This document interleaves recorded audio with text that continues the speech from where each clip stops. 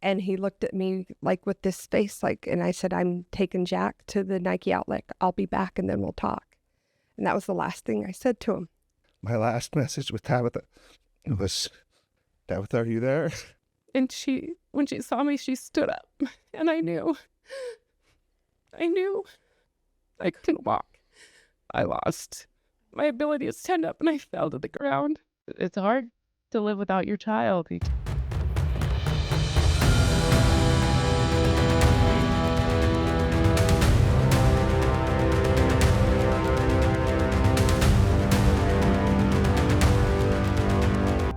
Welcome to God and Country. I'm Uriah Kennedy. Ingrid is gone this week. She's actually out of country, so I do not have my co-host today. But we are going to be discussing suicides because it's going to be a very, very sensitive topic this week. We've got two angel mom and parents here. This happens to be my sister Angeline Washburn and her husband Nathan Washburn, Holly Hawkins. So we're going to be discussing this. So again, sensitive topic. So just take it and be nice to it. We want to make sure that everybody supports the channel. So please like and subscribe. Get us out there. Share it. As we've said in many podcasts before, there's a considerable amount of suppression going on by YouTube. We put on a great podcast last week where we discussed Erica Kirk's message, the awesome power that she put out last week when she talked. And then YouTube came around and made it so it was inappropriate for those who are 18 and younger and started trying to not put it out there, put a warning out in front of it and everything. So we ended up reposting it. But there's some noticeable suppression there along with the impression. So please like, subscribe, share it. Most importantly, listen to it. It's not just enough to have subscribers. We need listeners. We go through a lot of topics through our podcast, so please share it with your friends and family. Put us out on your own social media and help us get out there. So again, today we're going to be talking a sensitive topic on suicide, and particularly teenagers. And we've been talking for a few weeks about veteran suicide and just a horrible thing that is, 19 to 21 veteran suicides a day. And we thought it'd be good to talk about it with our youth. So we're going to kind of go from the beginning, from childhood and how it kind of led up to that, signs, no signs, and what created that. Before we started today, you were actually mentioning some numbers about what suicide rates are nowadays. Yeah. I think it'd be great for the audience to understand your research into what's really going on with our youth and how big those numbers are right now.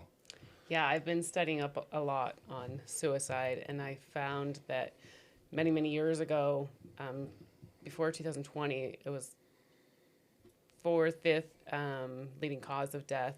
2023, it was the second leading cause of death, and now currently it is the first leading cause of death. And that's among youth. Amongst youth, and that's just in Utah, That's right? just what I studied was youth. I didn't go into adult and anybody over 20. But the first leading cause of death amongst the youth, I mean, that's just a huge number. I mean, it isn't car accidents. It isn't anything else. It's suicide. You're also mentioning that in your own local school district that there was 6+? Yeah, so in 2019, there were 3 kids at a local high school that took their lives around the same week. And then in the same month, there were another 3. One from my son's school, another school a little bit far off, Utah Military Academy, and then 2 others from another school nearby in the same month. So you're talking 6 within 1 month. Mm-hmm. That's when you said that's crazy numbers. Mm-hmm. 6 kids within a month. Yeah. That's crazy numbers, man. I know when my sons were in the military, my oldest was in the military, and now my 2 younger sons are currently in the military. I've already seen that. I mean, they've seen just 1, but my older son saw like 2 or 3 within his own regiment that committed suicide within the military, just within the beginning boot camp and AIT training. And you don't really understand where they're coming from or what's leading up to that as they get into the military. But I would have to suspect that a lot of that stemmed from high school. And how they brought up. And it's not just broken up homes and divorced homes or high stress levels at home or parents that don't get along with each other. This is Uriah Kennedy from God and Country, and I grew up around guns. That's something that was just a normal thing. I knew where my father's guns were, and I knew what gun safety was, even from the smallest point as a child. There is nothing that taught me that more than having my own BB gun while growing up. BB guns provide hours of fun for kids and teenagers as well as for adults. But at the same time, that is teaching you great marksmanship. It is also teaching you gun safety in a better and safer way.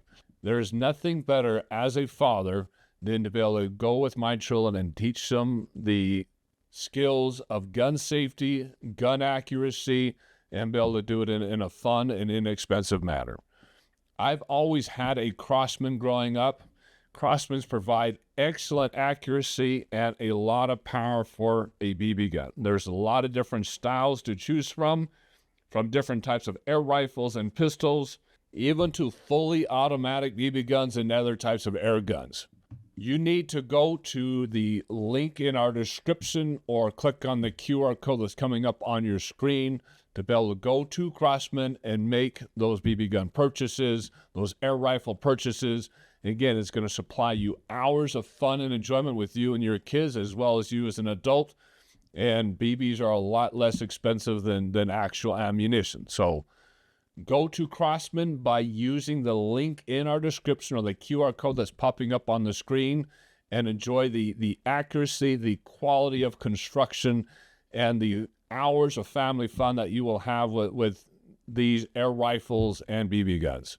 Again, the link in the description, the QR code that's popping up on your screen, and then support our channel. Thank you. So let's kind of lead into that. If you've ever read the book, I really suggest this book. It's called Irreversible Damage. I really suggest. It's a very, very good book. But the author goes into how a long time, not generations ago, but maybe 20 years ago, 30 years ago, there was a systemic anorexic pandemic going around. I was anorexic when I was in junior high school. And then she talked about how quickly it became gay, then trans. And she was able to link that she could find whoever came into her office for therapy and dealt with a trans ideology or gay or something, that this person knew somebody that dealt with it. And then she followed a chain. And it was a pandemic. It wasn't a huge problem in that, what is it? She just found that it was something. It's a coping. It's a coping. It's what this person does, so I'm going to do it. It's something that just became a pandemic because other people were doing it, so they were doing it. And now I'm seeing that suicide is following that same trend because it's happening so much more, and everybody knows somebody who's died by suicide. And so as you follow these kids, it just becomes, that's what we do. What she talks about is the identity crisis that youth go through. And so it's not just in broken homes or just in certain neighborhoods. It's a part of growing up, and it's stressful, it's straining. Sometimes you feel like top of the world, and other times you feel like nobody in the world even cares that you exist, right? Going through hormonal swings, like everything that's introduced in that phase, these fads like anorexia and things, you're just more susceptible to. This is an idea of, oh, that's why I don't feel accepted or feel normal or feel whatever. You grab onto these things, and the suicidal ideology. I see that a lot in through those who are trying to detransition, kids that transition 13, 14-year-old, and now they're detransitioning and they're doing testimony in front of a school board, or they're doing testimony in front of Congress. I've seen that a few times where they said, I wasn't comfortable with my own body. I didn't like the fact that boys started flirting with me. I didn't like the fact of what I was feeling. I didn't like growing up, and I was trying to run from it. I was trying to hide it. I wasn't necessarily trying to be trans. I was trying to hide from the feelings that I was feeling about all of a sudden coming of age. But my parents, my school counselors, and others started pushing me in that direction. I just went with it. And then all of a sudden, I've had a mastectomy. They've given me testosterone. My voice is lower. I can't get it to go back up to normal. My liver is failing. I have all these other medical problems, and my life is now completely destroyed. And that was full testimony. I mean, we could probably find it somewhere, but Yeah, it's the idea that situation that you're in leads you to explore all sorts of ideas that you wouldn't otherwise. Like a lot of them turn into these, addictive or obsessive behaviors, right? That's why tobacco, there was a big push to just get it out of the hands of kids because acceptance is number one, right? And if there's something that looks like it'll get you that, then it's just too alluring. And so dealing with those stresses and strains, it makes you susceptible to everything. And that's where more and more ideas of suicide and these things, without a purpose in life, without something else to bring you out of that or give you a reason to identify or feel whole or feel accepted, the trend has gotten worse and worse. so let's kind of describe pre-suicide life. I mean, you had a very, very wholesome home, and we'll kind of talk to both of you. Precursors leading up to that, kind of describe what life was with Tabitha before she passed, and then let's not go into suicide yet, but kind of precursors, what lighting up to it. Any notable signs, anything that would have triggered anything in your mind now that you're thinking at it from...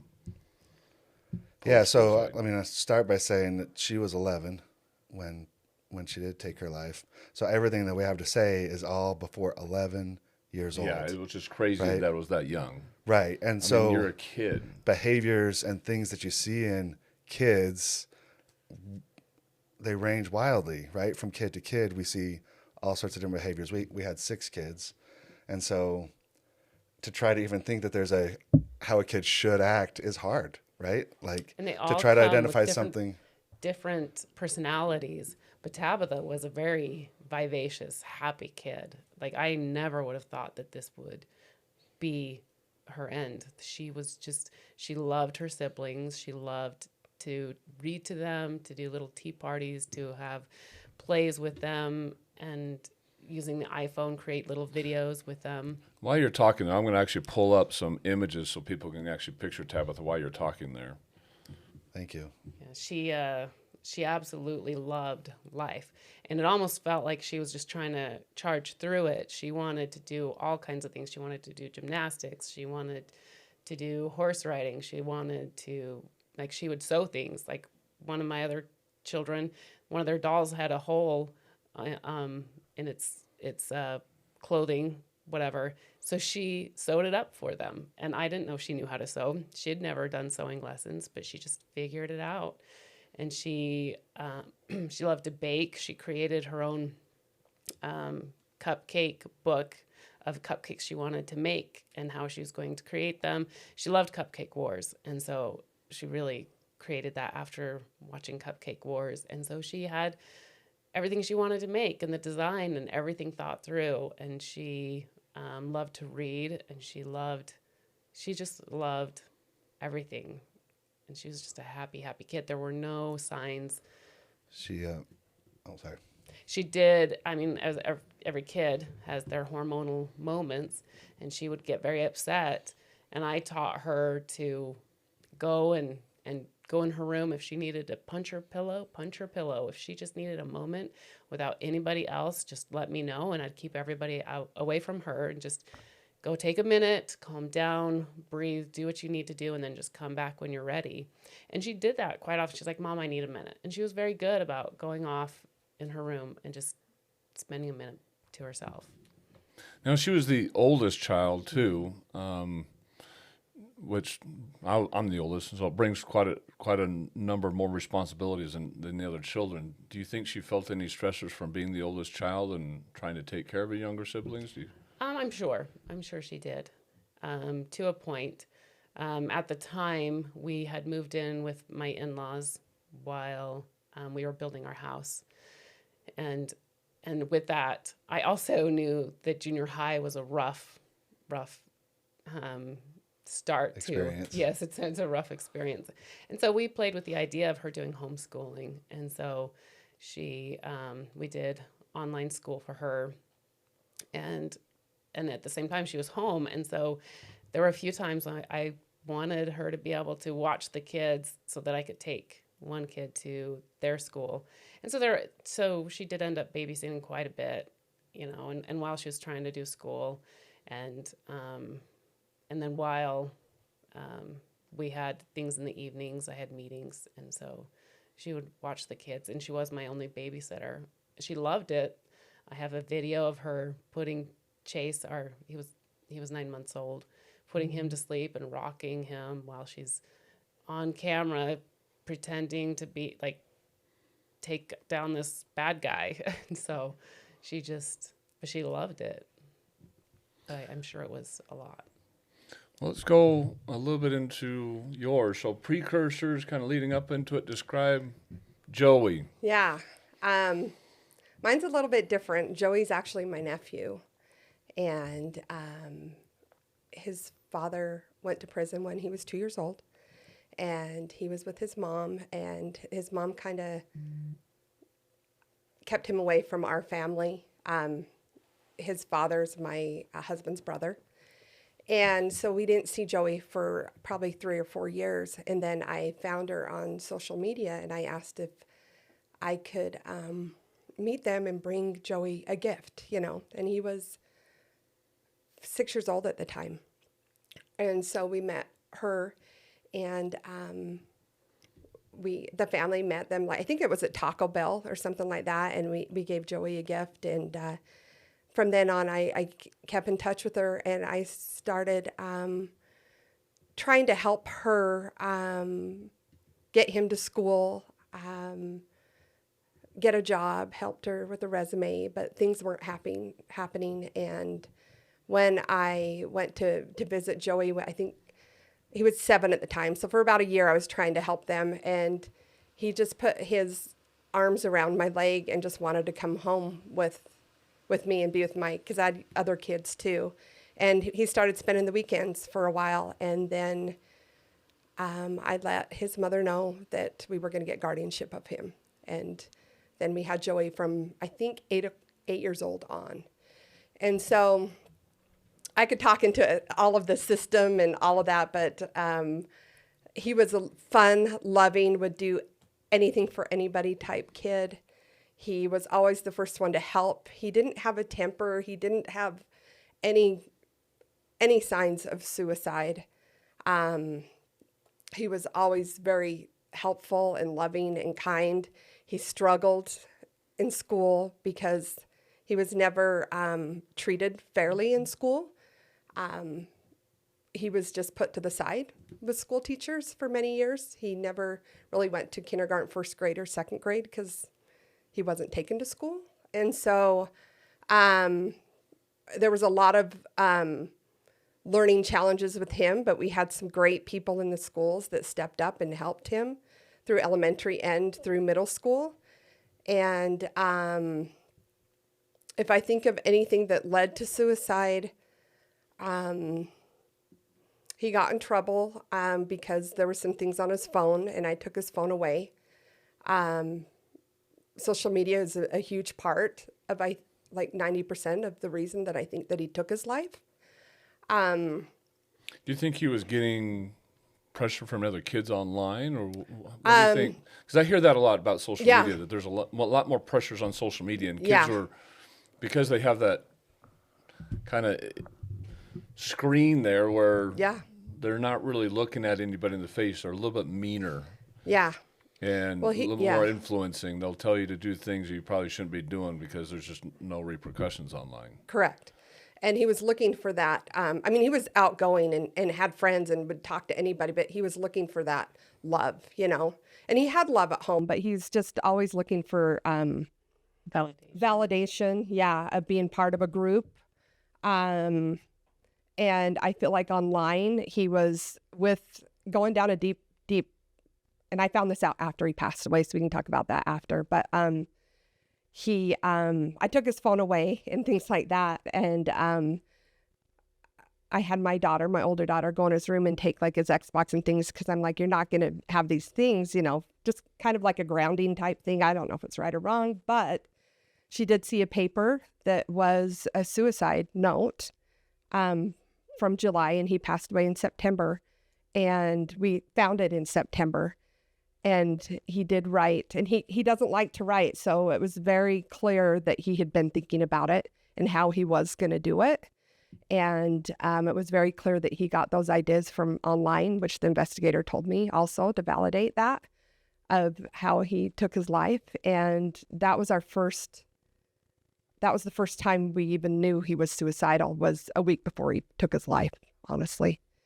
And so I immediately called the suicide hotline that night, because I just wasn't sure. And he just played it off as a joke. Like, no, like, and so you found, I was serious. Your daughter found this letter a week before he actually did it. Correct. But it was written in July, because he dated it in July. Yeah, but so he had put it in months old, but just now, all of a sudden it's out in the open now. And so he probably felt a little bit more pressure to either get it done or don't do anything at all, right? I don't know where, I know where his headspace is, but I don't know if you want to go there yet. But I know where his headspace was at the time that he took his life. But I think, I don't know what happened in July, but obviously he'd been thinking about it. What led to you taking custody of him? He wasn't,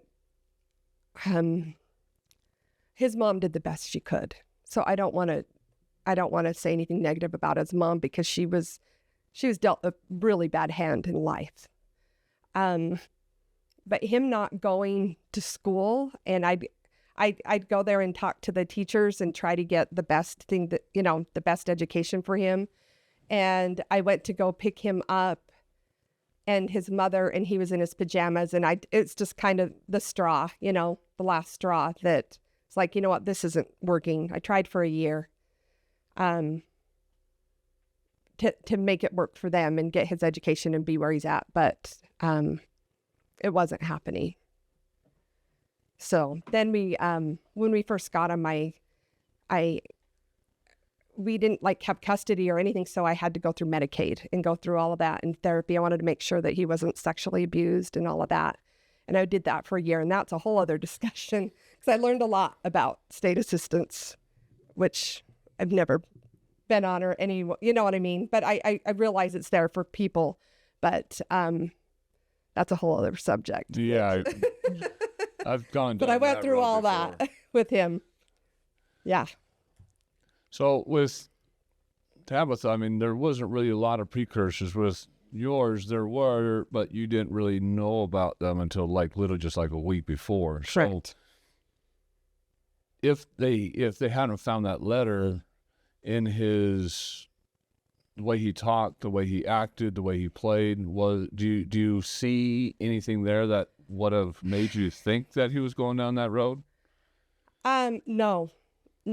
And one thing that I want to mention is, when I got that letter and I called the suicide hotline, and they actually came to the home and talked to him and said, hey, if you want to come to our facility for a few days, if you're feeling low or this or that, just let Holly know, and we'll set that up. So the next day he's like, I'm feeling pretty low. And so I called him and I got him into that facility.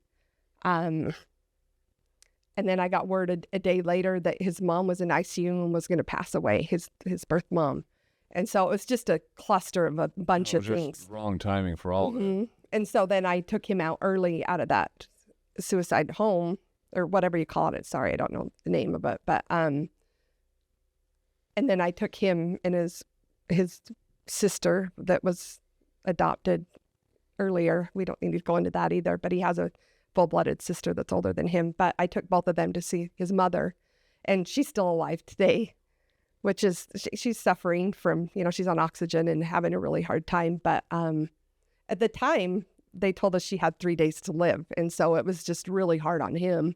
And he looked at me, is she going to live? And I'm like, I don't know, Joe, Anyway, it was rough. So he had a storm he had a storm and he got in trouble at the military academy because him and his friends snuck into a elementary. I'm laughing, it's not funny, but snuck into an elementary school, like 4 of them, and they ate food out of the facility freezer, and they had camera on it. And so the cops called me and said, they want to press charges. So he was thinking he was going to jail in his mind, and his father's in prison. And, he was thinking, man, I'm a bad kid. I know my mom's going to die. I mean, it was just a lot. In that last week, he? 15. He was 15 at this time. So yeah, that is sophomore in high school. Yeah. That was a lot. Do you know, have you been able to talk to his friends? Did they see anything or mention anything or anything? No. His friends, and that was a crazy, his friends, it's interesting what teenagers do when somebody takes their life. They come at you like, he's my best friend and this and that. And it's like, I've only seen you a few times. Like, it's almost like, how do I explain it? Like, they want to be part of it because it's a big deal. It's a big deal. And so I had several of his friends some of them I didn't even know, that said, oh, he called me before he took his life. Oh, he did that. And I'm like, he didn't. I had his phone, or he wrote me this letter, and somebody even brought me this letter from Joe, and he made it up because Joey would have misspelled half of the words on that letter. So it's interesting what teenagers, just how they want to be a part of something. They just still want to be involved. Correct. Yeah. And now it's like, oh my goodness, these kids are so vulnerable. And so just wanting to be part of the group. Well, I mean, those young Even in ages, they're really trying to self-identify and find out what their place is in this world and how they're going to react to everything that happens around them. So they're absorbing everything from school, they're absorbing everything from friends, they're absorbing everything from family. Yeah. And it's just a lot of decisions when they just have no experience in life at this point. That's what we were just talking about at the start, right? Like, then they get a seed of an idea and they go, oh, that's the thing, or that's where I belong, or this feels good, and they just grab onto it. Well, a lot of times it's kind of the first thing that comes across that was nice to them. I knew a lot of friends that grew up very, what we call mod, and not to kind of harp on that kind of clique, but dressing in all black, getting the black lipstick, the black eye sound, just the goth mentality, and they really kind of go down into a hole. And a lot of them get into that depression because of that goth mentality. But that was the first group of people that kind of accepted them. The others, it's sports, and it's all about football, basketball, and it's just that click. And then all of a sudden, they're either the really nice guys, or they become the bullies, or it's their cheerleaders that become the mean girls. Or, I mean, everybody hears about it all over the place, right? But at the same time, they're bullying one side, they're vulnerable on the other side. They're not confident in their own skin on the other side. Yeah, I want to throw in there, because we have a group of angel moms. We're the angel moms. In fact, this is our mascot shirt. It's never better. With a skeleton in a casket. Yep. And so we get together once a month, and we try, and we do dinner and go to a cabin once a year. But more of our angel moms that are joining are moms of children that have died by suicide, and that's us at Bear Lake, and just in August. And so several of our angel moms, their children have talked about suicide, so they kind of knew that this was a thought process that they were going through. Some of them, were on medications for it, which didn't totally help, because when they change the medication, it makes it more dangerous and more scary. And so some of them had conversations and had watched for years, and had taken things, knives and cords away so that their kids were safe. And a few of my angel moms have mentioned, it just breaks their heart. Like, if I just would have known, if I would have just seen this. And the only problem is, you can't be with them 24/7. You can't sit there, and you think they're safe in their rooms, and they just, if they want to do something, they will. And so with that, us for the most part, not knowing that that's something that was going on in their minds. Even those that knew that this was something that their kid was going through, you get them the help, you talk to them. It's hard because you never know what's going to change that.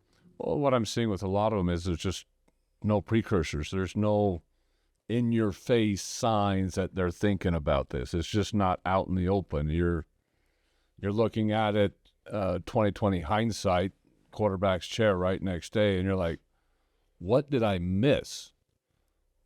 What was I completely blind to? Was this my fault where I wasn't paying attention? Was I just too involved in my own life? Was I too involved in my other kids? And I'm sure a million things racks through your brain of how did I miss this? How did this get to this point?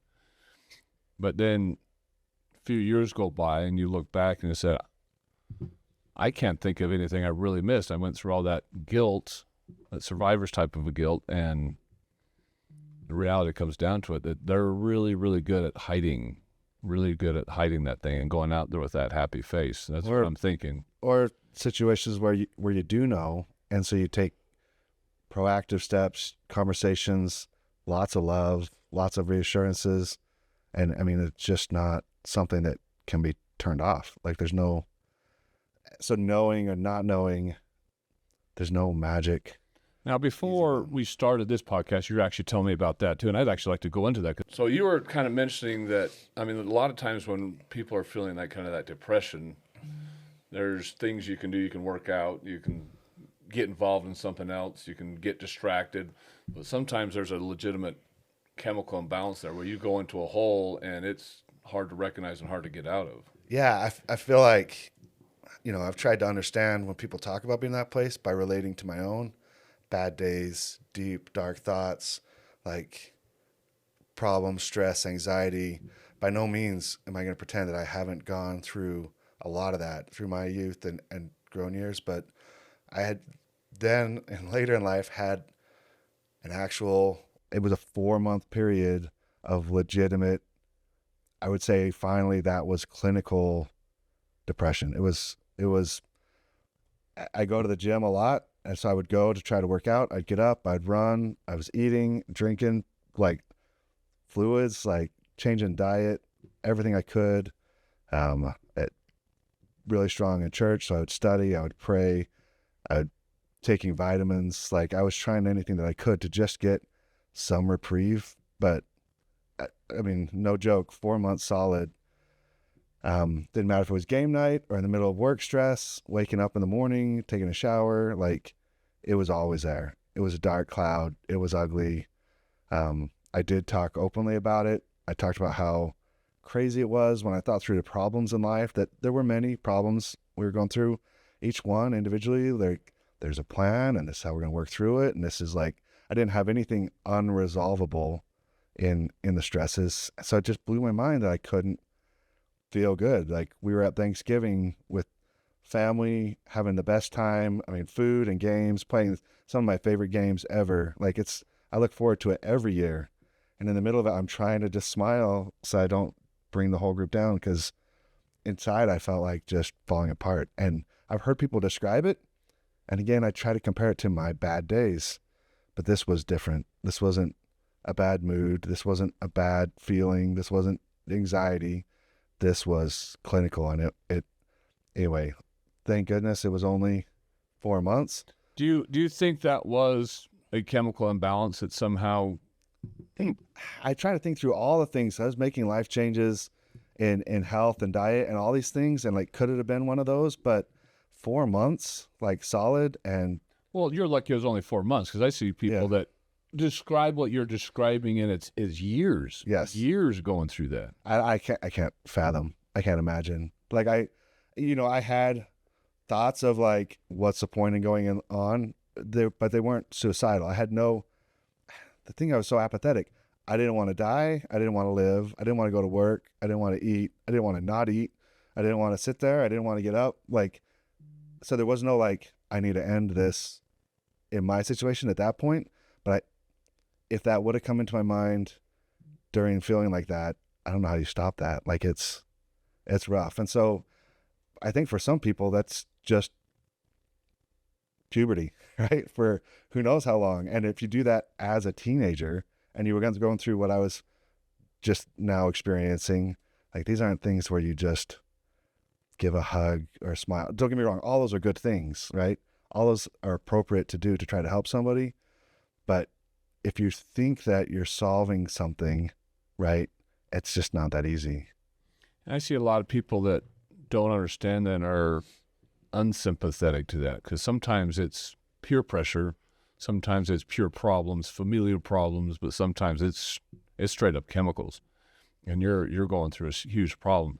I see a lot nowadays where you have school shootings, kids going up there and killing their fellow kids, and then the left wants to come out and just totally harp on gun violence, when the vast majority of the time it's something that's going on mentally. It's mental instability. We've had a lot of trans shootings, so the trans community is having a lot of issues, but I think that's mental instability as well, where they're trying to fit into their place, they're not fitting in, and they act out. Instead of suicide, they're shooting people. So I think the reaction, whether it's suicide or shooting somebody else or acting out like that, it all comes from the same place.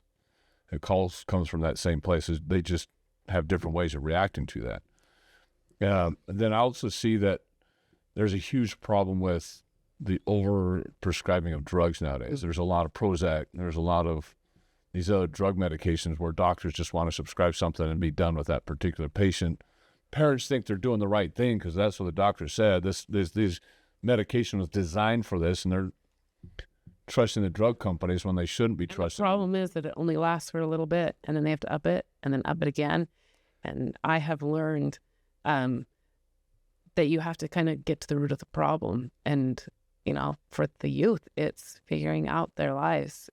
It's that confidence, and it's helping them, not medicating them. It's being with them, validating them, showing them love. And I mean, there's more, obviously, but medication isn't always the answer. Sometimes it is, but sometimes it's just going to contribute more issues to the problem. Yeah, and the thing is, I would have described one of these bad days during this time with the same words I would have described a bad day 20 years ago, right? We're now experiencing both. Like, I need more vocabulary. We don't have enough vocabulary to describe the differences in these situations. And so when a kid describes a bad day and you relate it to what I was going through, right? Yeah, like I was really starting to consider medications. I was like, this is not going to go on. This is taking a toll on my body, on my spirit, on everything. I couldn't work. Like, I was legitimately starting to think about maybe if a medicine would just give me 4 hours a day of not feeling this way, it would be worth it, right? And so, I didn't get there. Into alcohol, they get into drugs for the same reason. Oh, I can only imagine if I was prone to alcoholism, right? Like, yeah. And I thought this will give me a reprieve than that. But I am prone to eating, and food was not enticing. Like, nothing was, right? And so, but they wouldn't erase it. And so if there was, anyway, when somebody describes a bad day, that doesn't mean this is what they're going through, that they're at some kind of level of clinical hormonal imbalance, prolonged, irreversible situation where maybe medicine can give someone the best chance, right? But to jump to it and then to mix somebody up and then thrust them into this world where they thought they had bad days, and now post-medicine, they realize, oh, that's what a real bad day I've seen a lot of that. I've seen a lot of that where people naively just jump into medication way, way, way too quickly. And parents are really naive. They're trying to make the best decisions possible. They're trying to do the best for their kids, and they're really trusting doctors, clinical psychologists, and I think doctors and clinical psychologists really jump into medication way too quickly. And I think a lot of it has to do with school counselors too, because I think school counselors above anybody else jump at it even faster, and it's dangerously quick. And they're usually pushed by teachers. Oh, your students misbehaving in class, you need to get some ADHD medication on your kid because I'm not dealing with this thing. And then parents are like, well, what do I do? And even above that, even any medication, because there's a lot of acne medications specifically that, oh, let's get rid of this acne. I mean, instead of eating right and do other, trying these other methods, they take the medications, and a lot of the side effects, if you look at the medications, are suicidal thoughts and ideations. And so a lot of kids have been put on these medications and now have to deal with an even harder mental capacity. They're struggling even more because of the medications they're taking. Like as a parent, when your kid is suffering, it feels like you're failing as much as you are also just broken heart over trying to not let your kids suffer, right? It's the whole, we can get into an argument of how bad does a fever have to be before you give Tylenol or ibuprofen, right? If they're unhappy, it's like our job to make that go away instead of recognizing that's a normal day and this is going to be okay, right? Like I remember being sick with the flu once at 19 years old and thinking there's no purpose in life for that either, right? Like I was like, it was terrible, 4 hours of stomach flu, whatever, right? But I don't know, to feel like we got to fix it, I think is half of the problem. And so like we were talking about trying to see and prevent somebody who's going to struggle with suicidal thoughts or finally doing it, right? If you're doing something to stop somebody from that, you're already in the wrong motivation. Like life is hard, right? If you can just empathize with somebody and help them recognize that, yeah, this is legitimately a hard day. This stress is legitimately painful, but that's not problematic and it's going to be okay. So that next time something hard happens, we're not jumping for, how can I make this one disappear, right? Or when something legitimately unfair happens at school or with friends or whatever, that you don't feel like the world has let you down or that you don't belong or you're out of place. So I'm getting what you're trying to say is when hard times come across, it's not trying to get rid of the problem. It's not trying to solve the problem for the individual. It's more of how can I help you work through this so you have your own defense mechanism against the stresses. Yeah, how can I help you see the light at the end of the tunnel while you're in the miserable stage, right? The unhappy, the unfair, unaccepted, unwanted, unloved, right? Sit and talk about how this is how you're going to feel again next week, right? But watch, this week you're going to find out you're going to be fine tomorrow. Tomorrow's going to be good, right? So then when this happens next week, it's not, oh, it happened again. The world, I'm never going to be happy. It's going to keep happening, right? But you can go, oh, yeah, it was like this last week. But you know what? We can fight our way through this and it's going to be fine in a couple of days and work towards handling the miserable times instead of pretending there's something wrong with life or some reason to escape it or there's no hope in the future kind of thing. Like, can't turn off miserable, but you can find that you're actually going to be okay. Well, I know Nathan's got to go for work reasons, but I want to ask you one more question. How did you as a father deal with the guilt post-suicide? I mean, I do want him to be able to tell his story, so can you take your work call and then come back? And then... Like, what do you mean? Like talking the about experience how of she finding died. out and whatever? Yeah, and your... Well, I mean, I can tell that in 5 or 10 minutes. I don't need a lot of time. Well, go ahead and tell your story. And just tell as much as you can before you have to take off. But I really want to get into how does a father deal with the guilt? Because the father's the protector. I mean, obviously the mother protects, but the father really feels like they're the protector. Like, I am supposed to shield my kids from all of this. Yes. So I was away, had been away for a week. I was in Sacramento. We live in the Salt Lake City area. And so I had been away there at my sister's, and I was coming home. But while I was away, I was FaceTiming with Tabitha especially. Again, she was just 11, our younger kids, even younger, so I would talk to them, but Tabitha and I would touch base. In fact, the night before, we had talked about young women's, and we had shared our testimony with each other. It was a really neat experience. In fact, when I reached out to her for that one, I messaged, "Hey, Tabitha, are you there?" And she replied, "Yes." And so I FaceTimed her. But forever, my last message with Tabitha was, "Tabitha," so I pulled that up these last years. "Tabitha, are you there?" Yeah. And she replied, See how "Yes." painful that would be. Anyway, Well, so I traveled out myself. So I took the Amtrak train, which honestly, it's a fantastic way to travel. I'm not a salesman for Amtrak or whatever. It's slow, but it's really comfortable. You can get up and move around. There's table cars. Like once I had done that, I was like, this is the best way to visit my sister. But I was on that train, just coming out of the Sierra Nevadas where there's no reception when I found out, and I was still 13 hours by train away from home. And so I got the call that Tabitha had hurt herself, that the emergency, the EMTs were there. This is Angeline, and maybe 15 seconds is all I got. I also got the sense that she was alone, and so I knew she needed to attend to what was going on, so I just started calling.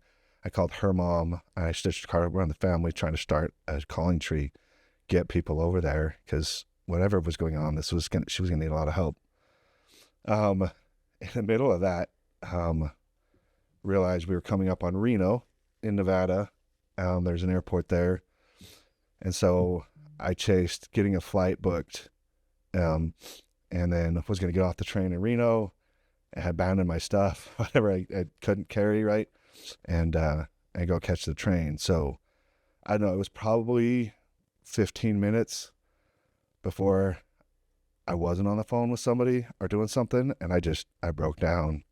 At this point, I was just crying over my daughter who hurt herself. That I hadn't got the news anyway that she had passed away, but it was really, really hard, and I felt really scared and helpless, far away, nothing I could do. When I got off the train and ran onto a taxi, I was sobbing, red-faced, wet. The taxi was a van. He had definitely like 7 or 8 seats, and he threw me in and shut the door and just took off. He didn't question or ask or wait. There could have been other people on the train that wanted a taxi ride, but on the way over to the airport, he was talking me through security and the lines and like how to be quick, and he had no clue other than the fact that I was sobbing and crying what was going on. One of my angel helpers, I got to the security and there was nobody. I went right up, took my shoes off, I went through, and while I was putting my shoes on, I turned around and there were 150, 200 people at the gate, and I was blessing number 2. I got there kind of just in time to board, and as I was sitting down, I found out that she didn't make it. Sat between these 2 ladies. They might have sat after me, but I was sitting between these 2 ladies, and I was sobbing, and I sat up to take a breath, to just stop, to hold it in, and they both went, "Don't you dare." Let it out. So then it was, I remember 2 hours to land, which is better than 13 hours on train. The whole flight. Did those 2 ladies know what happened? Had you shared that with them? I did not share. They may have maybe seen a text on my phone, because I looked at it at one point, or my sister in Sacramento messaged me, and I messaged her back telling her that Tabitha had passed away. They may have seen that. I don't know. But they asked me and just kept me talking. Anytime I stopped, they had good questions. They were definitely my angels for that. Because what was trying to get in my head were all the what ifs. What if I was there? What if I hadn't gone on this trip? What if I hadn't taken this job? What if we weren't building a house? What if we didn't have her doing homeschool? What if? And I didn't let myself think through any of them. I could feel them, and I was fighting them off, talking. And I wanted to be with family. But while I was talking, it's like back of my head was thinking. Half of me was talking and telling stories, and the other half of me was planning these things and dealing with these. And when I got to the airport in Salt Lake, my brother and your brother were there. And so big embrace and a hug, and we started driving. And I said I wanted to say them out loud. The what ifs.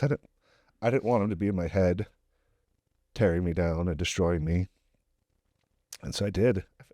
Aaron tried really, really hard to stop me. He said, don't don't. And I was like, I have to. And right now with you, it's the safest time. Otherwise, I'm going to do it alone tonight. I would rather do it with people. And so I started rattling them off. Any what if they came to my head.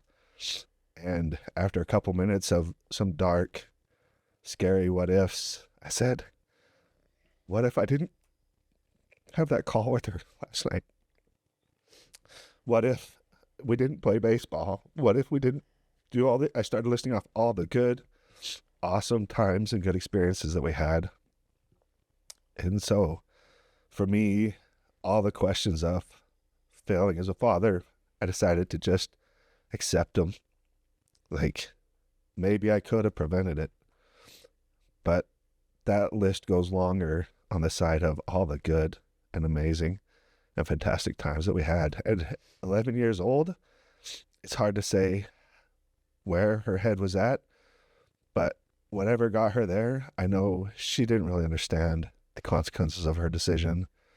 The medical examiner said the position that she was in, within about 7 seconds, her anxiety, her heart rate, all the things that would have gone would have made her pass out. And the situation she was in left her to die. And so I can't even play the game of trying to judge her, which again, all sorts of what ifs you have to deal with in the situation, right? But no, I think it's been really helpful to face it, to talk about it, to deal with it. I love the Angel Mom groups getting together and sharing. It's not about just pretending everything's okay or going to be okay. It's about recognizing the pain without succumbing to it, right? Without pretending it's the only side of things. But it can be really hard talking to people who aren't dealing with it, to let both be real. The pain is real, the misery is real, the grief is real, and the happy memories are awesome and amazing. I can see how a lot of men that are parents who have gone through that don't go through all the what ifs. I'm supposed to be here to protect her, go through that entire guilt syndrome, but then never get to where you got to very, very quickly, where they start seeing the positive and they go into a depressive state themselves. So out of everything you've gone through, what would be your recommendation? What would be your counsel for those who are not getting there to the good side of it as quickly as you got to it? So coming from an introvert who doesn't like to talk to people, and I get my energy from alone time and like meditation and study, that doesn't work here. We're social people, we're social creatures. You're going to have a lot of people around you who don't know how to talk about it. And they're going to say things that don't translate because they're trying from the outside to be involved. But I would say work through it. Own your feelings, own how you're feeling, own your grief. It's not for somebody else to take away your grief or to fix it. And it's going to be really, really difficult to let yourself be happy if you haven't let yourself feel grief. Then you feel guilt. Then you feel bad. Then you feel pain. But own it. And I think it's a worthwhile exercise for anybody. Do it. Spit out and brainstorm. Maybe that's my process and my methodology, but brainstorm the what ifs that are scary to you. Brainstorm the memories that you're not proud of, because you're going to run out of those.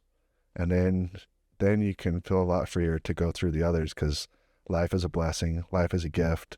The whole experience here, the plan for us and what we have in our time on this earth, you're going to find a good story there. And if you can't get there, maybe you haven't processed your feelings. How much solace did you find in God during that time? So for me, that was immediate. And again, I can't attest that to any specific thing. When I messaged my sister on the plane and told her that Tabitha had passed away, I followed it up immediately with, and my testimony's rock solid. I didn't know another way to tell her that I wasn't falling apart spiritually from this. I have a lot of trust in God and in the plan. I have a lot of trust that this life is a tool in God's toolkit to help us become like him and handle our eternal lives. It's not the purpose of us or our being. So I think a lot of those things played into it, but for me, that's one that didn't shake or bounce.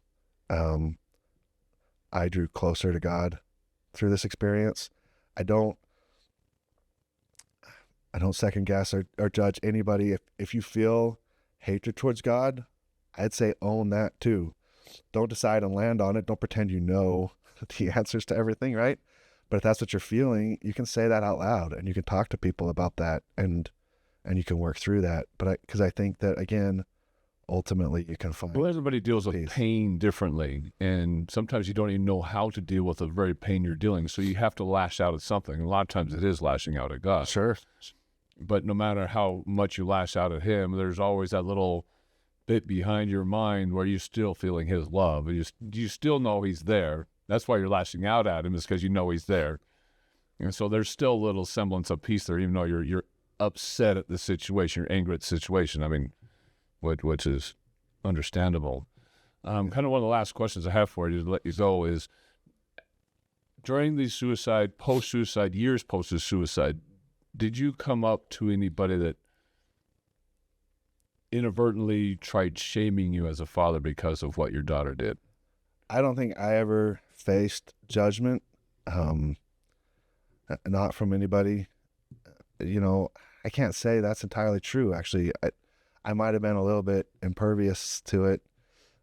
There were some comments about questions about what was home life like, right? And, home life wasn't all sunshine and rainbows, right? And maybe that's what they were getting at, was some kind of stress in the home caused it. I think that it would make me feel safer if I thought kids only committed suicide if there was some problem at home. So as long as I took care of home, like, that would be a great feeling to know, oh, my house is safe because we don't have the problems you have. So maybe people were getting at that, but I never felt picked on or judged, or like somebody looked at me as a failure. In the process, I've got a lot of sympathy and a lot of empathy.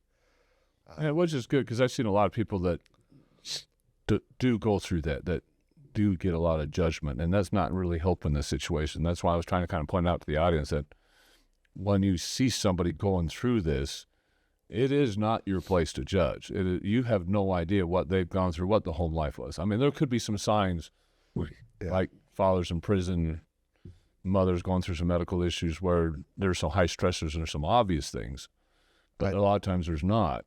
And in my experience, it's been more touchy around how you handle it. Like, people want to help and fix you, right? So they want to say something to make you feel better. And then, well, if that didn't help, then it's on you. Kind of like they don't want to bear the burden of not having been able to fix you, right? Or bear the burden of accepting that you're feeling grief day in and day out. Like, there should be a fix for that. There's a thing. If your faith was stronger, if you trusted Jesus more, right? But anyway, faith and testimony and the eternal plan and the amazing power of our Savior, like, these things absolutely helpful, right? But I miss Tabitha, and who's going to tell me that I shouldn't miss Tabitha? People think it's going to get better. You're going to learn to get past it. And I personally don't think you don't get past it. You just learn to live with it. No, I had a coworker who had some tragedy in the family and lost his parents and a sibling. And I remember when it happened, and I remember consoling and empathizing with him. And then I think it was 3 years later, he had a week off of work. So we were wrapping up stuff his last day before his week off. And I said, I hope you're going somewhere fun. And I knew him well enough, and I was there when I knew when it happened. He's like, actually, this is the anniversary of that. I'm just going to go up to the grave sites and I just need a week. And my immediate thought, impulsive thought, right? Like, was still like, what? And I had better sense than that. And I remember showing him some empathy and be like, yeah, I hope you're okay. But my thoughts were really like, wow, like, it's been 3 years, and now we're sitting on 9 years, and it could be yesterday. Like it just is what it is. And if from the outside you wanted to try to fix it, or from the inside you thought it would go away, I could tell you that it's not unbearable all the time, always, but I don't know. I still miss her. When would I stop missing Tabitha? Your father, why would you? Right. Like, it doesn't make sense when you talk about it like that. But then when you're hurting from it, people feel like, again, there's something wrong. We got to fix this. You shouldn't be hurting. It's the whole same thing we talked about with teenagers and over-parenting and feeling like you can't let somebody have hard times, or somebody's failing, right? Like that. I think that's where the biggest struggle for people is. You just learn to live with it, and you're going to have your good days and your bad days, but yeah, that sounds so depressive. You learn how to work through the bad days. It's the strength you build that makes it so you can get to the bad days. It doesn't make them disappear. You just learn to work through them better. One of the things I learned growing up as a kid, and particularly in Scouts, was to be prepared. And particularly when it comes to my feet. You do not want to be out in a situation where your feet are incredibly uncomfortable and makes you absolutely miserable, makes the rest of the day absolutely miserable. So you have to go out there in the right equipment, whether that's hiking in the mountains, whether that's fishing on the stream, it's working out in your garden or out in the yard, or it's going out on the town or to the nearest rodeo in a nice pair of boots. You have to go out prepared so you look good, feel good, and most importantly, it is comfortable. Because again, there's nothing like being miserable walking around all day long. We want to introduce you to 3 different companies that are supporting this channel.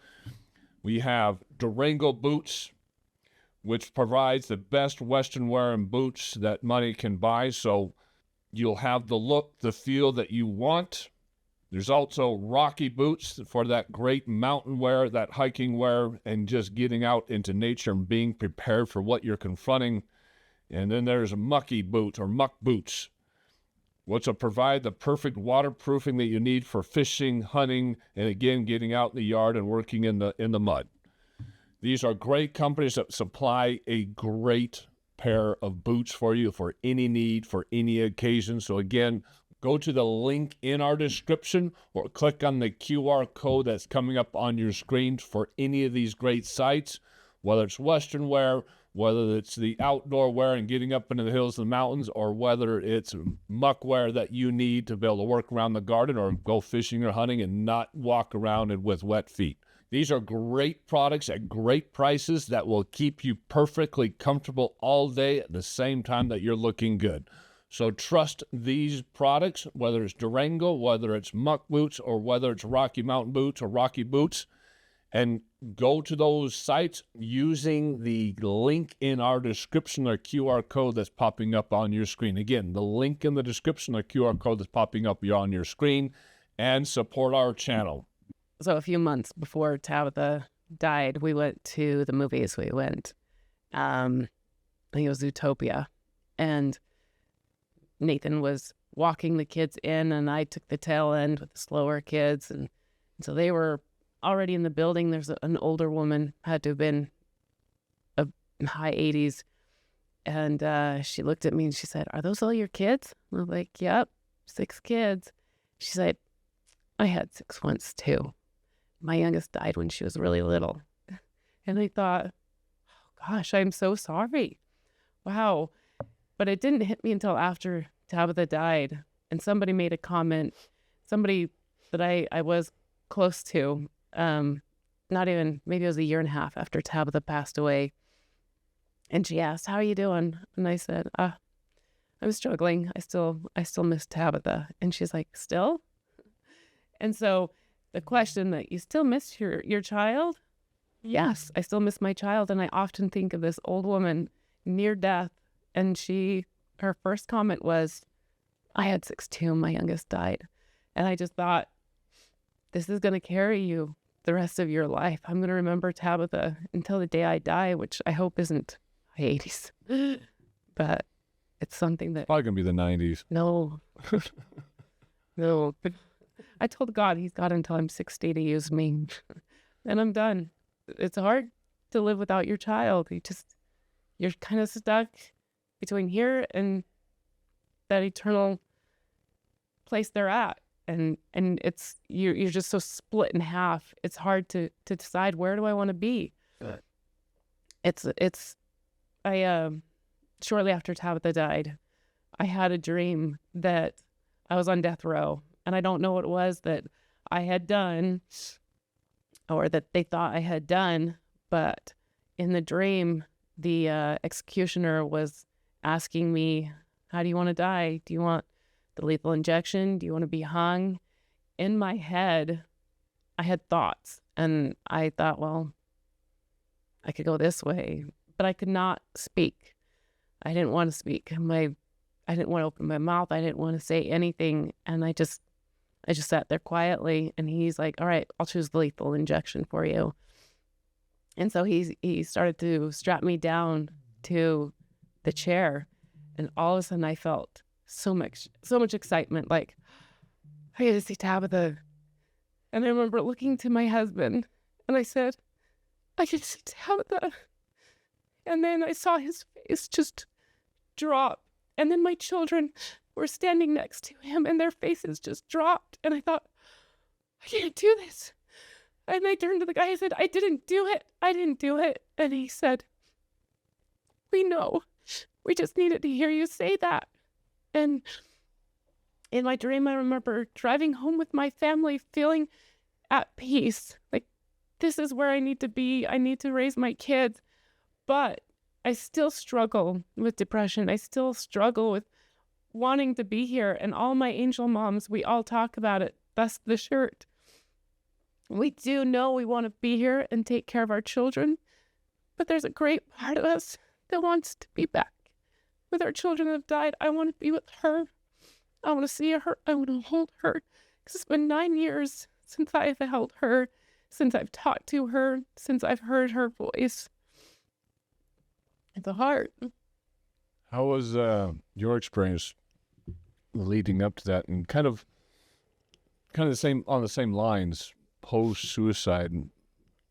What did you experience coming from others? Or did you get any judgment? Did you get any people like... I think for me, the hardest part, when he took his life, I was mad at Joey for something that he did. And my daughter, that was 17 at the time, and he was 15, they got in an argument. And I was mad at Joey, and I left him in his room. And he looked at me like with this face, like, and I said, I'm taking Jack to the Nike outlet. I'll be back, and then we'll talk. And that was the last thing I said to him. And I called his Aunt Sydney and asked her to come pick him up and maybe, just get him out of the house and give him a little break. And I was at the Nike outlet with my son. We didn't get there, but then I got a phone call from his aunt saying Joey had hung himself. And I think he's okay. I think he's breathing. And it was just a matter of like, what? And so I'm racing home. And my son that was 13 at the time was just freaking out in the car. And what I'm trying to say is when I got there, my 17-year-old daughter found him. And then my older son got him down. And anyway, it's traumatic for them. They had, mouth to mouth. My oldest son was trying to save his life, and my husband was in the backyard, came in. It was just, there was life light at the church. Everybody was around, kind of like what your husband said. And anyway, the hard part for me is the guilt. The guilt of leaving, and the last thing I seen was his sad face, and having people knowing, what he went through, and all the years that I took him to therapy and trying to get him out of that circle, like trying to save him, pretty much you're not going to be in the system. You're going to be in the army. He wanted to be in the army so bad. And he just really, really wanted to succeed. And then as a parent, I'm like, did I push him too much? Did I push him to places where he knew that he couldn't be and he couldn't handle it. And so from outside people like judging, everybody was just so, you did so much for him. You did this, you got him out of, a bad situation. But I didn't want to hear any of that. I didn't want to hear that. I was so hard on myself for so long that the guilt of him taking his life, that he felt like that was the only way, was really hard. It was really hard. I'm sure people said things that I didn't hear. I'm sure I don't know, like maybe so many times I'm like, should we have taken him? Would he have been better off just staying with his mom? And So like Nathan was saying, it's all the what ifs that Yeah. hit your mind. it's bad. It's bad. It's bad. And then Joey came down, I think it was a couple weeks, maybe a week before he passed away, and he was crying and he was hugging me. He's like, I can't get the demons out of my head. And I've asked God to help me, and I've asked and I prayed and I have no answers. And so then you're like, okay, Joe, we're going to get you help. We're going to help you, with this, and had him talk to the bishop and things like that. And you just go through those things in your mind. Like, you just don't know where your child's mind really is, because he would hide it because he was so happy all the time and he would help everybody. And you just don't know how deep where he really was until after he passed away. And So what was it like dealing with the guilt post, and then how did your mind work around that? How did you accept that? well, I still struggle with the guilt. Like when it's not your flesh and blood child, it's my nephew, and I loved him and I put so much into him. And I even have the guilt of neglecting my son Jack, that's 2 years younger than him, because Jack didn't need therapy. He didn't need special education. He didn't need all of these things that Joey, like his eyes, he was 90% blind and whatnot. You know what I mean? Like the guilt of not giving your other child the attention because you're helping this child, and then it still lingers. I know that I did all I could, and I know God is probably happy with me, I would hope. But it's still hard. It's still really hard. You think as a parent, you're like, was I harder on Joey than anybody else? And I feel like I was, because he needed more. He needed help, he needed this and that. And it's just hard. I mean, if you could perfect like a parenting book, man, you'd be the richest person in the world. But it is so hard to parent. Each kid is so different. I have 5 Well, children. that's what you have and to they're all confront. different. So you have a lot of people in the audience are like, well, I don't want to be cause of suicide. But at the same time, you have to be kind of hard on children, because you have to Yeah. be the disciplinarian. Yeah. You have to lead them in the right direction. You can't let them get into the wrong crowd at Yeah. school. You can't let them get into drugs. Yep. You can't get into premarital sex or anything else like that they might turn into.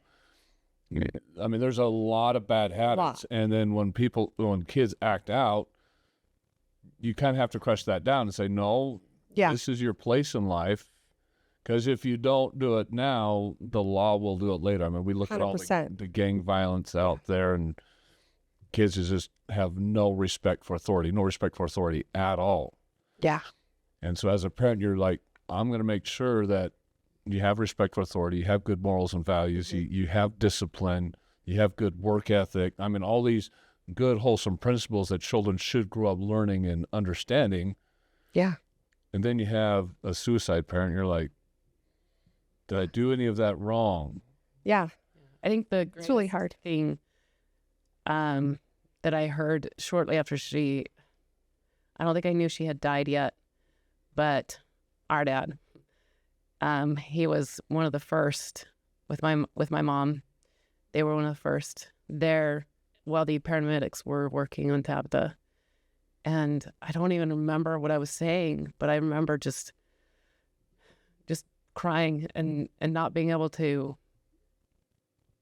figure things out. But I was saying a lot of things, and he just said, and I said, if I would have just done this, if I would have just done this. And he said, but you still had to be a mom. And I think that helped me a lot, because I could have totally taken her out of school. She didn't have to do school, ever. But You could have totally been the best friend and not the mom. I could have Made let life her easy, got away but- with anything, and she still probably would have ended up in the same situation. Because that could have made it worse instead of better too, on the opposite spectrum. Mm-hmm. Not Still having had to be a discipline, mom. not having rules, not having boundaries. Kids often makes it worse. Mm-hmm. Well, and like you said, and I think about this with Joe too, I'm like, if he hadn't have done that in that 5 minutes that we were gone, I feel like he would have done it another time. I really do. Well, It that's could have kind been of in the middle of the night, obvious because you know? you've been thinking about it since July. I mean, Correct. so it's been there for a while. And it wasn't with just, no open signs is what I'm hearing, right? Just no. it wasn't, because in September's when his mom almost passed away, he got in trouble at school, all of that, but he was thinking about it in July. So this is something that he'd been thinking about that could have happened at any time. It really could have. And I think for me, when it did happen, I was like, okay, we're selling the house. I can't live here. I can't do this. I can't, be where. But I remember the first time that I walked in his room, and the peace that I felt and the love that I knew that he was okay and he wasn't alone when he took his life. I really felt like he wasn't. And I'm like, okay, we can stay here. I know that he's okay. And you were at your in-laws, and so you eventually did move. So how was it walking into that bedroom after? So I'll kind of start how it all happened. Well, Yeah, let's do that. Let's start. Let's go from the beginning and kind of walk through what happened itself. Let's walk through the full story. So kind of begin your day, how it happened, ambulance showing up, family showing up. This is going to be the toughest part, but so, of course, Nathan was out of town, and I had a friend date. She came over with her kids, and so we were going to play games, and Tabitha was upstairs doing her homework, her school, because she was doing online school. Other kids were at school, and then I had my younger kids that were playing in the backyard, and my baby that was, he was 9 months old and just kind of scooting around. But my friend and I were playing, and Tabitha came downstairs and wanted a snack, and so I offered her some a granola bar, and she came and she said, "Can I play?" She loved games. We were game buddies, and we played game like Tuesday nights because my husband had meetings Tuesday nights, and so we would play games on Tuesday nights, and she loved them. And I said, this was May, and she only had a few weeks of school left, and she was a little behind, and I had signed her out. I signed her out of taking the state testing because that was just another thing on her plate, and it wasn't something she had to do for her future. And so I signed paperwork so she wouldn't have to do that. And I told her, just don't even worry about the stuff that I have to grade. Just do the stuff that the online school is requiring you to do. And so I felt like I had lessened what was on her plate, and she never complained. She did have a hard time because the program she was in, she would start taking the test and then, or quiz or whatever it was, and then it would kick her out. And so she had told me the day before, she's like, it just keeps kicking me out and I have to do it again and again. And I'm like, ugh, that's really hard. So that's when I signed her out of everything. I'm like, hey, don't worry about anything else. Just worry about that. So when she came downstairs, I said, no, you can't play with us. You've just got to get that stuff done. And I was like, will you check on the kids in the backyard before you go upstairs? And so she did, but she didn't get her granola bar. It was still sitting next to me. But she went upstairs, and not more than half an hour later, my friend's son had dropped a big toy down the stairs. And I was like, oh my gosh, what was that? And so we ran over, and saw the toy. And so I went upstairs because I could smell sunscreen. I was like, where's that smell coming from? And so I walked around the top of the stairs, and I had my son in my arms, and I opened her door, and she was hanging. And I ran in, I put my son down, and I pulled her down, and I tried to give her CPR, but I was failing. I'm like, no. I started hitting her back, because that's what I'm used to with kids, is they're choking, you hit their back. And I was like, this isn't one of those. And so I flipped her onto her back and tried doing CPR while yelling, because we lived with my in-laws. My father-in-law was downstairs, my sister-in-law was downstairs, my friend was downstairs, and I was yelling, help, help, while my son was crawling around her and crying. And so he came up, my father-in-law came up and started giving her CPR. My sister-in-law was on the phone with 911, and I just couldn't stop. Tabitha, come on, Tabitha. And so then I called Nathan. That's when I got in a few words. She hurt herself. And then I don't remember much. I just remember being escorted into the room next to hers. And mom and dad were there. And I was like, she's going to be okay. My mom was like, she's going to be okay. She's going to be okay. And mom always had amazing faith and belief. And so I was like, yes, she's going to be okay. And then I heard, okay, they've got a pulse. And so I saw them take her out. I didn't realize at the time the school had just gotten out. So my son and my daughter had come in. I didn't know till years later that my son saw her. And what he remembers isn't quite reality, but he was young. He was 9. And anyway, so they got her out. And then I was upstairs still with my parents, and then the officer came in. He's like, come with me. And I was like, is she okay? He's like, just come with me. I was like, is she okay? And I didn't have shoes on, and I didn't have my son at the time. I don't even remember where he was, but the cop led me out our front door, and then down the street a little bit, and then there's a park there, and I saw an ambulance, and I saw the helicopter, and I saw that the helicopter wasn't on. The propellers weren't going. I'm like, why isn't it going? Why aren't they going? And then I saw the EMT leaning on the back of the ambulance, and when she saw me, she stood up, and I knew I couldn't walk.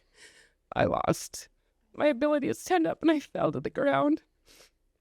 The officer, and I don't know who was next to me. It could have been my dad. I don't remember, but they picked me up and guided me to the ambulance where she was laying there. And everybody's expressions, they didn't have to tell me.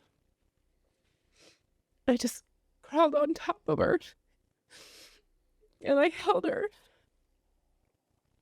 Could not believe this was my life. This doesn't happen to me. This isn't real. And just holding her and trying to soak in her face. And then they took us to the hospital. Well, at the time I was nursing, and I was like, I can't go without my son. Yeah. I need, I wasn't fully thinking, and so they got us to the hospital, and they let us sit there with her. And I remember, was it the chaplain? The chaplain was in the hospital room, and as family were coming, somebody came in and said, what happened?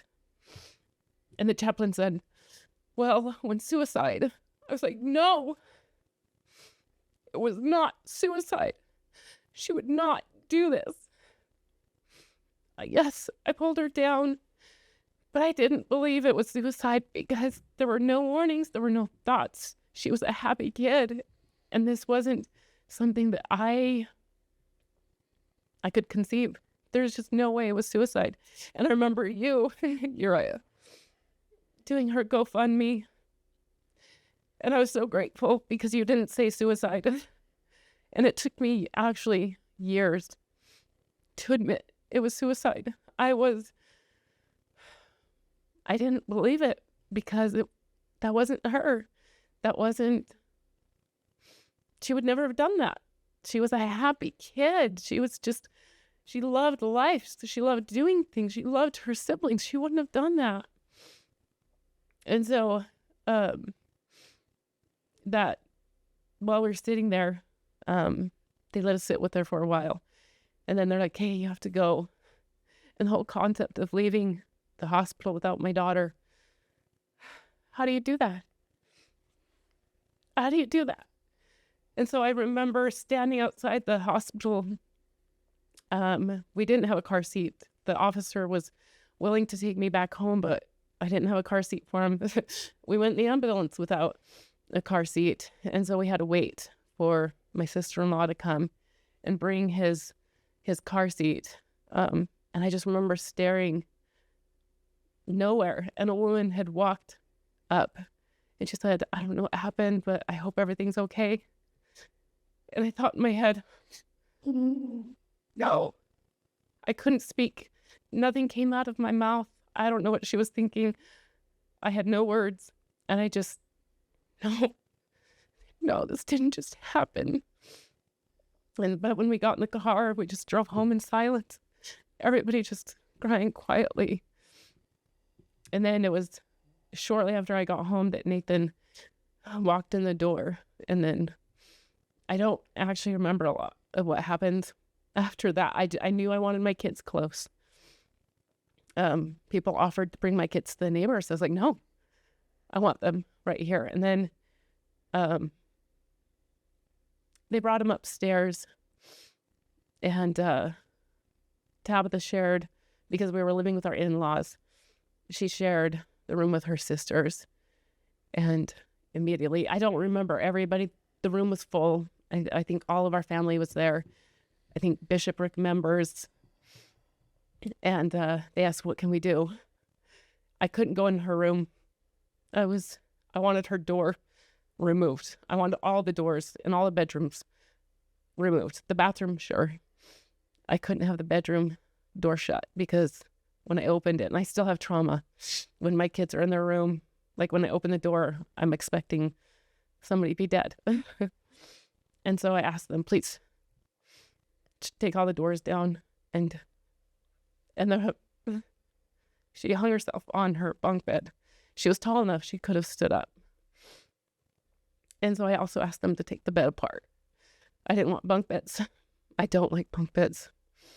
And so after that night, I couldn't go into her room for a while. We did repaint the room. I let the kids, it was my in-laws' house. I didn't care. They were also very kind about how I handled things. But we painted the whole room. My sister-in-laws went and got brand new bedding for all my kids, so it didn't look like the same room. And so after that, I was more able to go in there. But it was hard. But as Holly was saying, she had that peace, and I didn't. But I did have a dream, or I just saw in my head. I knew, because after I realized it was suicide. Why that way? Why that way? Yeah. But I was given like an image in my head. I saw a woman driving down our street and Tabitha on her bike and her getting hit by the car and dying that way. And my kids saw it because it was right when they were getting home from school. And I'm like, okay. I knew in that dream and that experience that she wasn't meant to be here. I knew that her time was done and that she had things to do, but she couldn't do it here, that she had to do it on the other side. And so that gave me a little bit of peace. But as Nathan was saying, God helped. I was the one that was angry with God. I turned and I yelled at him so many times, but I also knew he was okay that I was angry with him. And I became angry with Tabitha as well. I remember walking down 'cause it was only a month after she died that we ended up moving to our new home. And it was a new area. And I remember walking behind the new homes and just screaming, God, how could you? Screaming at Tabitha, how could you do this? It was very difficult. Pain is unrelenting. It's not going anywhere. And again, like I was saying before, it's doesn't go away. You just learn to accept it, learn to live with it. And a lot of people, when they're trying to give you their condolences, they're always like, well, you'll get over it. You'll get past this. It'll come better. And it's kind of the wrong terminology to use. It's more like Time eases it. time But it eases takes it it away. and it doesn't take it away. But it's the reason why time eases is because you learn to live with it. You learn to manage the pain. You learn to reconcile. You learn to deal with your relationship with God a little bit better, your relationship with that individual a little bit better. But yeah, it doesn't go away. I've talked to a few people that have lost loved ones on the veteran side, where shot, killed in war, or the veteran committed suicide, and a lot of those same feelings go through their minds. But the difference is well, at least on the veteran suicide area, is why did I see the signs? Because obviously on veteran suicide, there are signs. They rash out, they get angry, or they go through depressive moves. So there's a little bit different than going through child, where it's a lot more hidden. And they'll go through that guilt syndrome. Well, why didn't I do more? Why didn't all the what ifs start racing through your head? But when you're going through it from the child's perspective, where he had been going through it for months, and you learn a week before he does it, and he still does it, and you got him into home, you're getting him help, but then, like I said, it was a perfect storm. All these other things just start popping in, and you can race through that what if for a long time, and the guilt just stays with you forever. And it's not just the guilt, because then now, when you are mad at God, you're mad at yourself, you're mad at the individual, you got to reconcile those feelings, and sometimes it takes years to reconcile those feelings to where the anger goes away, because you can't heal if the anger's still there. So describe how you overcame the anger side of this to where you felt like your heart could finally start healing. I think part of it was my angel moms. It like Nathan was saying, it's different talking to people that have been through it than people that haven't, and to be able to get together and talk about it and the similarities, and seeing, okay, they saw the signs, but it still happened, or just because we also Marco Polo all the time, and to be able to say, guys, I'm struggling today, and everybody just saying, oh, I'm there with you. I feel that. And one of the biggest things too that I want to mention is that people forget how to mourn with those who mourn. I have a podcast as well. It's not a political one. It's religious, based on Joseph Smith, who's our fourth great grandfather. But I did one. I felt like we needed to do one on mourn with those that mourn, and so I did a podcast with my angel moms where we talk about how to mourn with those that mourn, because we're told to. You should, and many talks. And I've searched and I looked, coming from an LDS perspective, where are the talks on how to mourn with those that mourn? Because time and time again, I hear, oh, you'll get over this. Oh, she's in a better place. Oh, are you still, like, one of my favorites? It's from one of my angel moms, and somebody said, do you still miss, what's his name? Orion? Yes, I still miss my son. But I've heard people say, well, you've got other kids, or I'll be at the store, and friends that knew her and I was close to, I'd see them at the store and they'd turn around and walk the other way.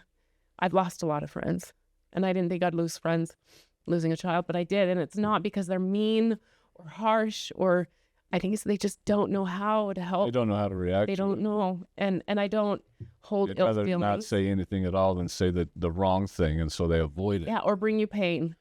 And they're not bringing me pain. I feel it. I wake up in the middle of the night, even 9 years later, a month ago, waking up, my daughter's dead. Time doesn't erase that pain, and it eases it to some, but I still wake up like it was yesterday. And you can, those that are old enough, you know where you were when 9/11 happened. It happened like it was yesterday. But it's much harder with my daughter because I remember the events. I found her. But to mourn with those that mourn, who mourn, is a huge, huge thing. I remember after Tabitha died, the next morning, I mean, people were great. People hung bows, and friends from my old neighborhood came and did things. My friend came and she just sat next to me all day. And she just, if you want to talk, but I'm here. And she just sat there. And then I told her about Tabitha, and I was just able to talk about my daughter, and that's all I wanted. I just want her name to be heard, to be remembered. And so my angel moms were a huge part of helping me to be able to talk about her. And because they all have that same belief in God, we could turn to God. Even those that aren't super religious, are not members of the church, they still let us, they believe in God. They believe in a superior being. But I pulled away. Even though I was at church, I sat in the pews. I went to class, but I was so distant. I wasn't even there. And then people would say, I've heard people over the pulpit say, if you didn't get your miracle or pray enough, it's because you didn't, if you didn't get your miracle, it's because you didn't pray enough and you didn't have enough faith. And in Sacrament, I was like, whoa! My husband's like, what? I'm like, did you hear what she just said? I was like, oh my gosh, I love her to death. And but I've heard it in different ways from different people. But I was like, my son was born with spina bifida and a mild cerebral palsy. He's in a wheelchair, and I could pray all day long. I could get the world to pray for him, and he's not going to be healed. And I didn't have time to pray for my daughter. She was gone too quickly. And so things people would say at church or callous things, and a lot of it was my fault. Not my fault. It wasn't a fault. It was a weakness I had when people would say, yeah, I had a really bad day. Like, it's been a hard time for me because I got a paper cut, or I ran out of gas and I had to walk to the gas station, or my kid was in the hospital for a few days. And I come from a child who's dead and a child with these medical conditions, and he's in the hospital constantly for months. And I was like, this is what you're talking about? This is what you're going to complain about? And I left. I'm like, I can't do church. And I can't do this. And I stopped going to church. I stopped reading the scriptures. I stopped praying. I'm like, this isn't working for me. But even in doing that, and after, gosh, I don't know, a while, I don't even know how long it was, I realized I'm still sad. This isn't going away. I still had depression, and I still was in a miserable place. And I heard a voice say, you need God. And so I went to my bishop and I said, I need help. I am so angry with God because I know he could have saved her. He could have done something. He could have told me, go upstairs now. Because at that time I felt so close to the Spirit, dealing with other things. And so my bishop would give me things to read and tell me, okay, do this. And so I made an effort to read scriptures every day, to start praying to the one I don't understand, but also knowing he knows that I don't fully understand, but putting in a full effort and reading different talks. And then one night, because I'm not seeing the bishop, I think it was once a week. And then before our next meeting, like the night before, I had a dream. And in that dream, I was in a library, an ugly brown old library studying the things that my bishop had asked me to study. And as I was reading, the library started to change. I love bright colors, pinks and purples, and the library turned into this beautiful, beautiful place. And then all the books rearranged on the shelf, and then some on the ground. And then they pointed to the shelf, and there's this light on the shelf, on the books, on the binders of the books, and I could see the titles of all the books. And it was God, Elohim, the great I am. And each one had a title of God, of his name, and how he's known. And I heard him say, "This is me." I said, okay. And it wasn't that I fully understood him. I don't understand his ways. I don't understand why everything has to happen the way it does, but I understood that he loved me. He took a moment for me and knew that I was putting in the effort to get to know him. And that's what I was like, okay, I'm going to do my best, and I want to be here, and I want to help. And that's how I started to come back and do more things, especially for our family. There's things that we have to do in firesides, and I'm like, okay. And it wasn't shortly after that I was asked to give a fireside. And so I was like, okay, I can do this. So when you face death, I mean, we have some traditions. You have a casket, you have a viewing, people line in and line out, almost like a wedding. It's just, you go through the line, they shake your hand. I feel sorry for your family. My condolences. If you ever need anything, give me a call, right? That whole thing. And I think people really kind of get lost in just kind of sharing, I feel sorry for you and your family. Call me if you need anything. And it just stays there. Nothing really ever happens afterwards. There's not that mourning with those that mourn. And prime example is your friend that just sat there. Mm-hmm. And with your angel mobs who have gone through that, I think you're probably just as much as a gift for them as they were to you, because it's that mutual support that all of a sudden you gain strength in that. We did a podcast a couple weeks ago with Warrior Risen Ranch, who deals with a lot with veterans. We also did one with Warriors Haven, which is another place up in Park City that deals with veterans. And the one thing all these veterans say is it's sitting down with someone who's been there and done that. I can't describe what war is like unless I'm with another warrior who's been with that. Because to a lot of people who haven't gone through that, it's more entertainment than it is mourning with those who mourn. You're not feeling what I'm feeling. You like the entertainment value of me telling you a war story. But when they get to these programs like Warriors Ranch or Warriors Haven, where all they're doing is dealing with others that have been through that, all of a sudden they feel that same type of camaraderie. You understand me. I understand you, and we can build each other together. And it's mutual strength all of a sudden now, where they were feeling incredibly depressed, and all of a sudden they're reaching outside of their own little box and helping somebody else. And the second you get out of your own box and you start sacrificing for somebody else, all of a sudden all that weight just gets lifted off your body. And then that other person can do the same thing and reach outside of their box and start helping somebody else, and all of a sudden their weight gets lifted. Because it's not just helping just random people, it's helping someone that's been through the same thing. And it's that mutual understand, that mutual respect that all of a sudden lives. So you're getting something from angel moms that you probably can't get from any place else. And the same thing with veterans. They're getting something from fellow veterans that they just can't get from any place else. But we as the public, we need to understand what it is to mourn with those who mourn. And it's not just saying, hey, call me when you need me. It's showing up all the time, even when you're not needed, and just being there. It's going to the door, let's play some games. Yeah. Right. What I love, I have a neighbor that she never met Tabitha because we moved in after Tabitha had passed away. But we became pretty close. And so when she found out about Tabitha, she's like, I'm here for you whenever you need me. But she also made a promise to Tabitha that I didn't know until later, but Tabitha's favorite color was red, Charlie Kirk's favorite color. and which is also a hard week to lose a great man. But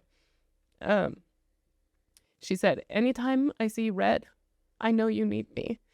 And there was a time, 2 years after Tabitha had passed away, and some major things were going on in my life.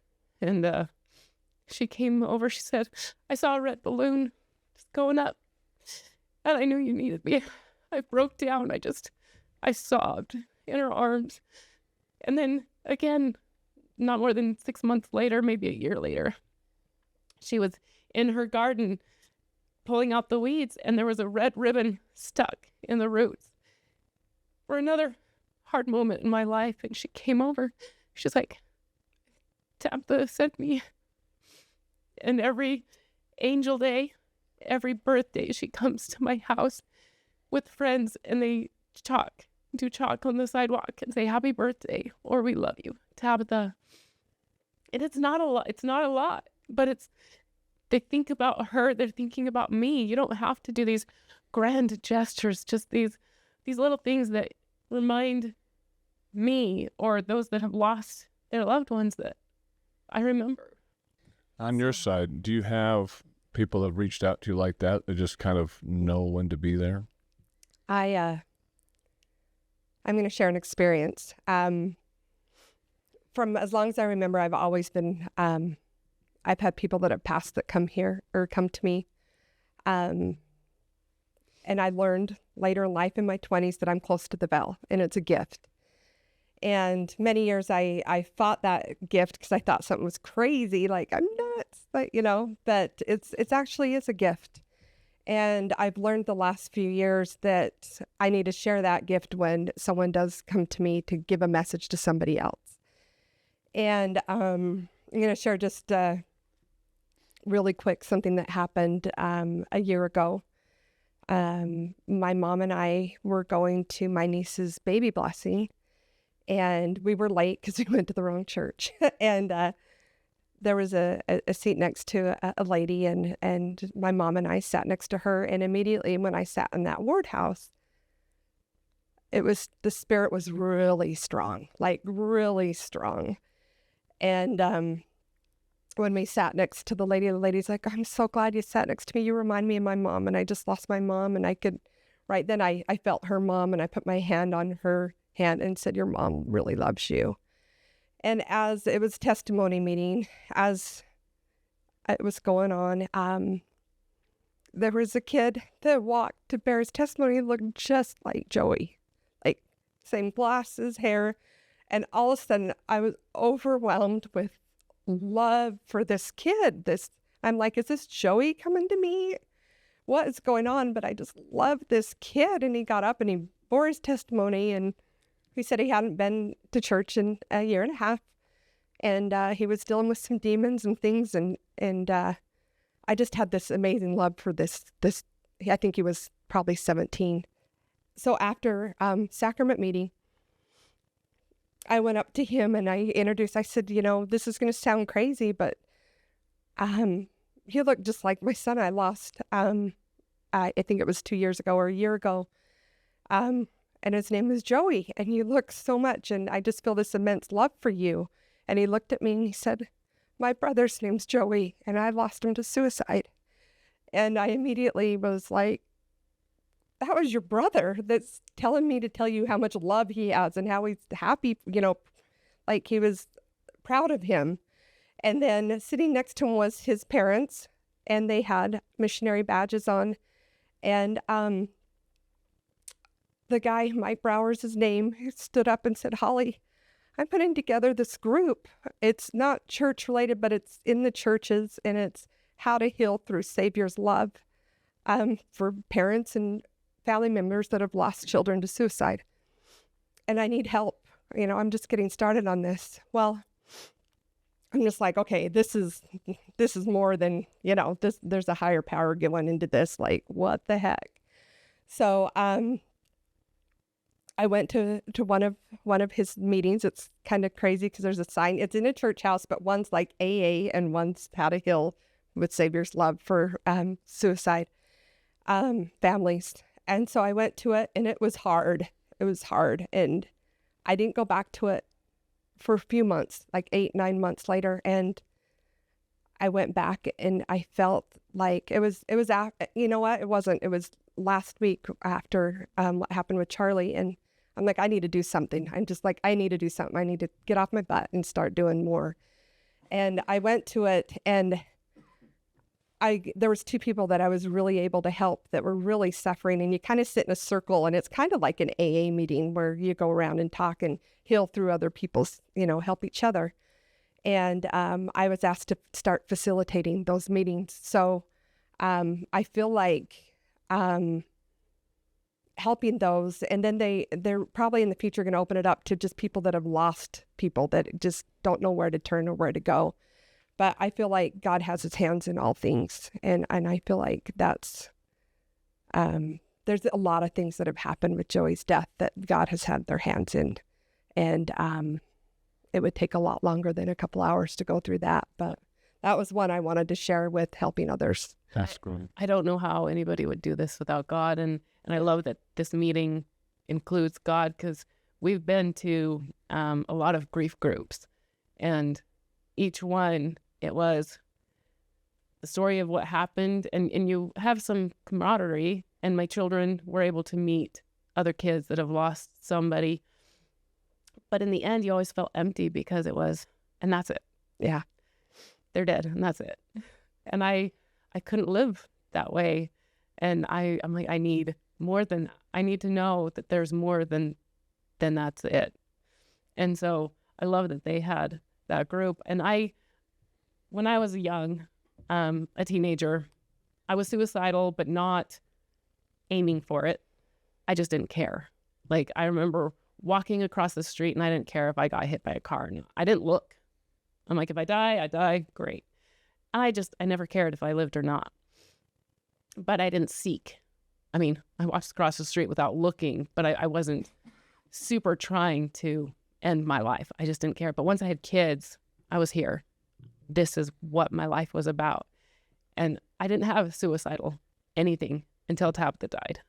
And once Tabitha died, I was suicidal. I attempted twice to take my life, but it wasn't because you feel so pulled and drawn. I want her, but I want to be here, but I want her. And it's hard to be in both places. And then when more things hit and more problems come, it's like, I can't do this. I'm tired. I'm drowning. I can't do this. And in those moments, it's not like you're thinking about it. And I think suicide is something that I've had people say that's a selfish thing for you to do or to think about. And the true honesty is that I'm in so much pain, and I feel it. I feel it in my heart. And I know, grabbing my chest so many times because it hurts. I want to hold my heart because it hurts so bad, but it radiates your body. And I know each time when I get to that place, I feel pain down to my toes, my hands, my head. It hurts everywhere. And it's not like you want it just to stop. You're just not thinking anymore. But both the times that I went and I was trying to cut myself, my husband walked in, and then I was like, oh my gosh, what am I doing? It's like a wake up call. Like, oh my gosh, what am I doing? Even though I want it. I want to be with her, but that dream that I had that I need to be here with my kids is stronger. I'm like, I want to be here. I want to take care of them, and then I can be with her. And so I think having God in your life and knowing that there is more, that she's okay until I get there. I'm sure she's okay. I know she's okay, but I don't know who she's with. I don't know who she's talking to. And that's hard, but I know that she's not alone. Just as you had said, they're not alone. And I don't know how people do this without God, without knowledge of something more. And so I think that'd be incredibly depressing and devastating if they're in the ground and that was it. I mean, we're God and country for a reason, because we want to bring God into everything. And like I said before, we try to keep it non-denominational. But everybody out there who are Christian knows and believes that Jesus Christ died for us and that there is an afterlife to this world. And that's where our loved ones go. I mean, everybody's talking about Charlie Kirk right now. And the powerful message that Erica delivered last week, just the strength in that woman, that Yes. was just phenomenal strength. Riley spoke of it often, a lot. Just constantly, that even when he was in front of the worst people that just degraded him or tried to degrade him at all, he's just like, you just need to see yourself as God sees you. You need to be loved as God loves you. And that's the way he was. I don't accept your way of life, but I'm not going to degrade you as less of a human being, less of a child of God. And that's how we all try to treat each other as good Christians.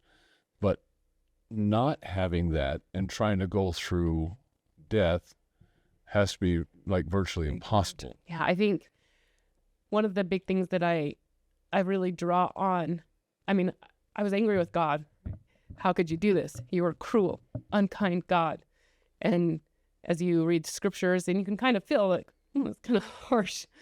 But I've also seen the tender mercies in it. And I've had to go back and write down the many tender mercies that God has given me. So every night I try to write down 5 things. And I have my kids write down those 5 things that they see. Especially after her death, I've had things and experiences that I feel like God gives. He doesn't have to, but he's given. I know, like the Thanksgiving after Tabitha died, of course I'm struggling. It's all the firsts. There's so many firsts after they die. And it was our first Thanksgiving without her. How do you do Thanksgiving? How do you do Christmas without her? There's going to be an empty seat there. But the night before Thanksgiving, I had a dream, and I was in a simple white room, and Tabitha walked in. I was like, Tabitha. And I got to hug her and hold her. Like, I miss you. She said, Mom, I miss you too, but I'm going to hang out with you guys today.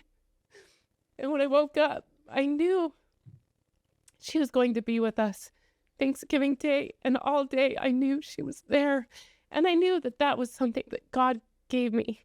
He didn't have to give me that moment with her. And I've had many, many moments that I can't speak on because they are too sacred. But I've had moments that he didn't. And I had other experiences where God, through, I mean, not everybody knows our religion, but I was given a blessing, and I was told, my husband doesn't remember it, he didn't hear it, and maybe it was just in my head, but I heard, I am so sorry. I am so sorry. 3 times. I am so sorry.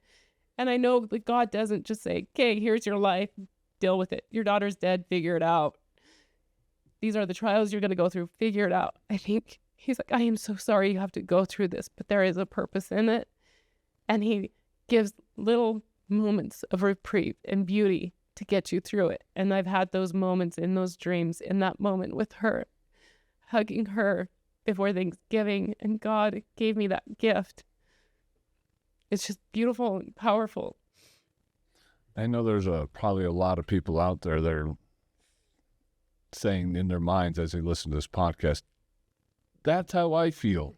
And then a lot of people out there, like me, most people out there probably have never gone through this, are like, that's how it feels, with the kind of a better description. But I'm sure there's a lot of people, that's how I feel, and are automatically relating to what both of you have gone through. And they're probably going to like, how do I get a hold of them? So you can get a hold of us at usa@godandcountry.com. So it's usa@godandcountry.com. And if you're an angel mob out there and you're looking for a place to go, people to get with, you guys got a large group, it can always get bigger, right? This is Uriah Kennedy from God and Country, and I've been fishing since I was a little kid. My father used to take me out there and teach me how to tie the knots to get my lure on the end of that line, and then cast it into the stream or in the local lake that we were fishing at. There are very few things in this world that are more relaxing and more fun than getting out on the water and pulling in a big fish. In order to have that type of success that you want, to be able to get out there with your kids and be able to have them have that success, or not get skunked yourself, you have to have the best equipment. We all have known and trusted Rapala from the time we were little kids. Rapala has the best lures and the best equipment that you could possibly buy. Trust Rapala in all these needs, and go to Rapala by using the link that is on our description, our QR code that's going to be popping up on your screen. Again, you must use the link in our description or the QR code that's popping up on your screen. Trust Rapala for these fishing needs. Again, any type of lures, tools, knives, clothing, and apparel that you will need, you can go to Rapala and get those needs taken care of. Enjoy the water and enjoy being out there with your kids, and be successful at the same time, because there's nothing like getting skunked, but there's nothing more joyous than pulling in that big fish. So trust Rapala for those fishing needs, and go to Rapala right now using the link in the description, the QR code that's popping up on your screen. And thank you for supporting our channel, because I think that's a lot of what God does for us is we go through things so that we can help others go through things. We gain strength so that we can help others gain strength. As hard as that may be, and as hard as going through it is, like I said, there's a purpose in everything. Whether she's got responsibilities that she's got to take care of on the other side, or whether it's just simply the experience of us going through it brings out strength that we didn't know that we had, or forces us to face something that we didn't know we had to face, or else we would have been stubborn or obstinate to some other principle we were to learn. But this is humble us in a way that we're a lot more open to things, and just gives us a little bit better It's humility, a little more even with that, sympathy. because Tabitha was the oldest, and now I've got 5 other kids, and a lot of them, most of them, have dealt with suicidal ideation. And so a lot of now is working with our kids, especially those that saw and have witnessed this problem, and my son who saw Tabitha have these things in their mind, their head, and so suicide become a big part of our lives. And I know people don't want to talk about it with their kids. It's so important. If you're not talking about it, they already know. Their friends are doing it. They know people who've done it. It's out there. And so with some of my kids, I've made it a priority to talk about it and make sure that they understand that we know. Like, there's things that my daughter was afraid to tell me, and I was like, it's okay. I love you no matter what. And she was able to open up about things and talk about things, and she's dealt with cutting, and so getting her the proper therapy and things like that, but also being somebody that she knows she can turn to, because she knows how much I struggle with it, and what I do, and the things that she's been given the tools to, okay, when I feel this way, I'm gonna go draw in my art book, or I'm gonna make bracelets, or I'm gonna do this. But another thing that I have found, I ran for our city council, but didn't get in. But I'd never heard of youth city council, and so I jumped in and I became an advisor for our youth city council, because I really want to help our youth, our children, our youth that struggle with this day in and day out, and the heaviness at school and all the things that bombard them on a daily basis. But I found that when they are stuck thinking about themselves today in this moment, it's hard to get out of the suicidal moments and ideation. And so, like with my kids, and I'm hoping to do it soon with my youth city council, but my daughter, she didn't know exactly what she wanted to do in her career, but she's like, I want to work in a lab. And so we went to the local hospital, and they had somebody that gave us a tour of the lab. And so we did that lab, and we called criminal labs, and she's like, I really want to go into forensics. That's what I want to do.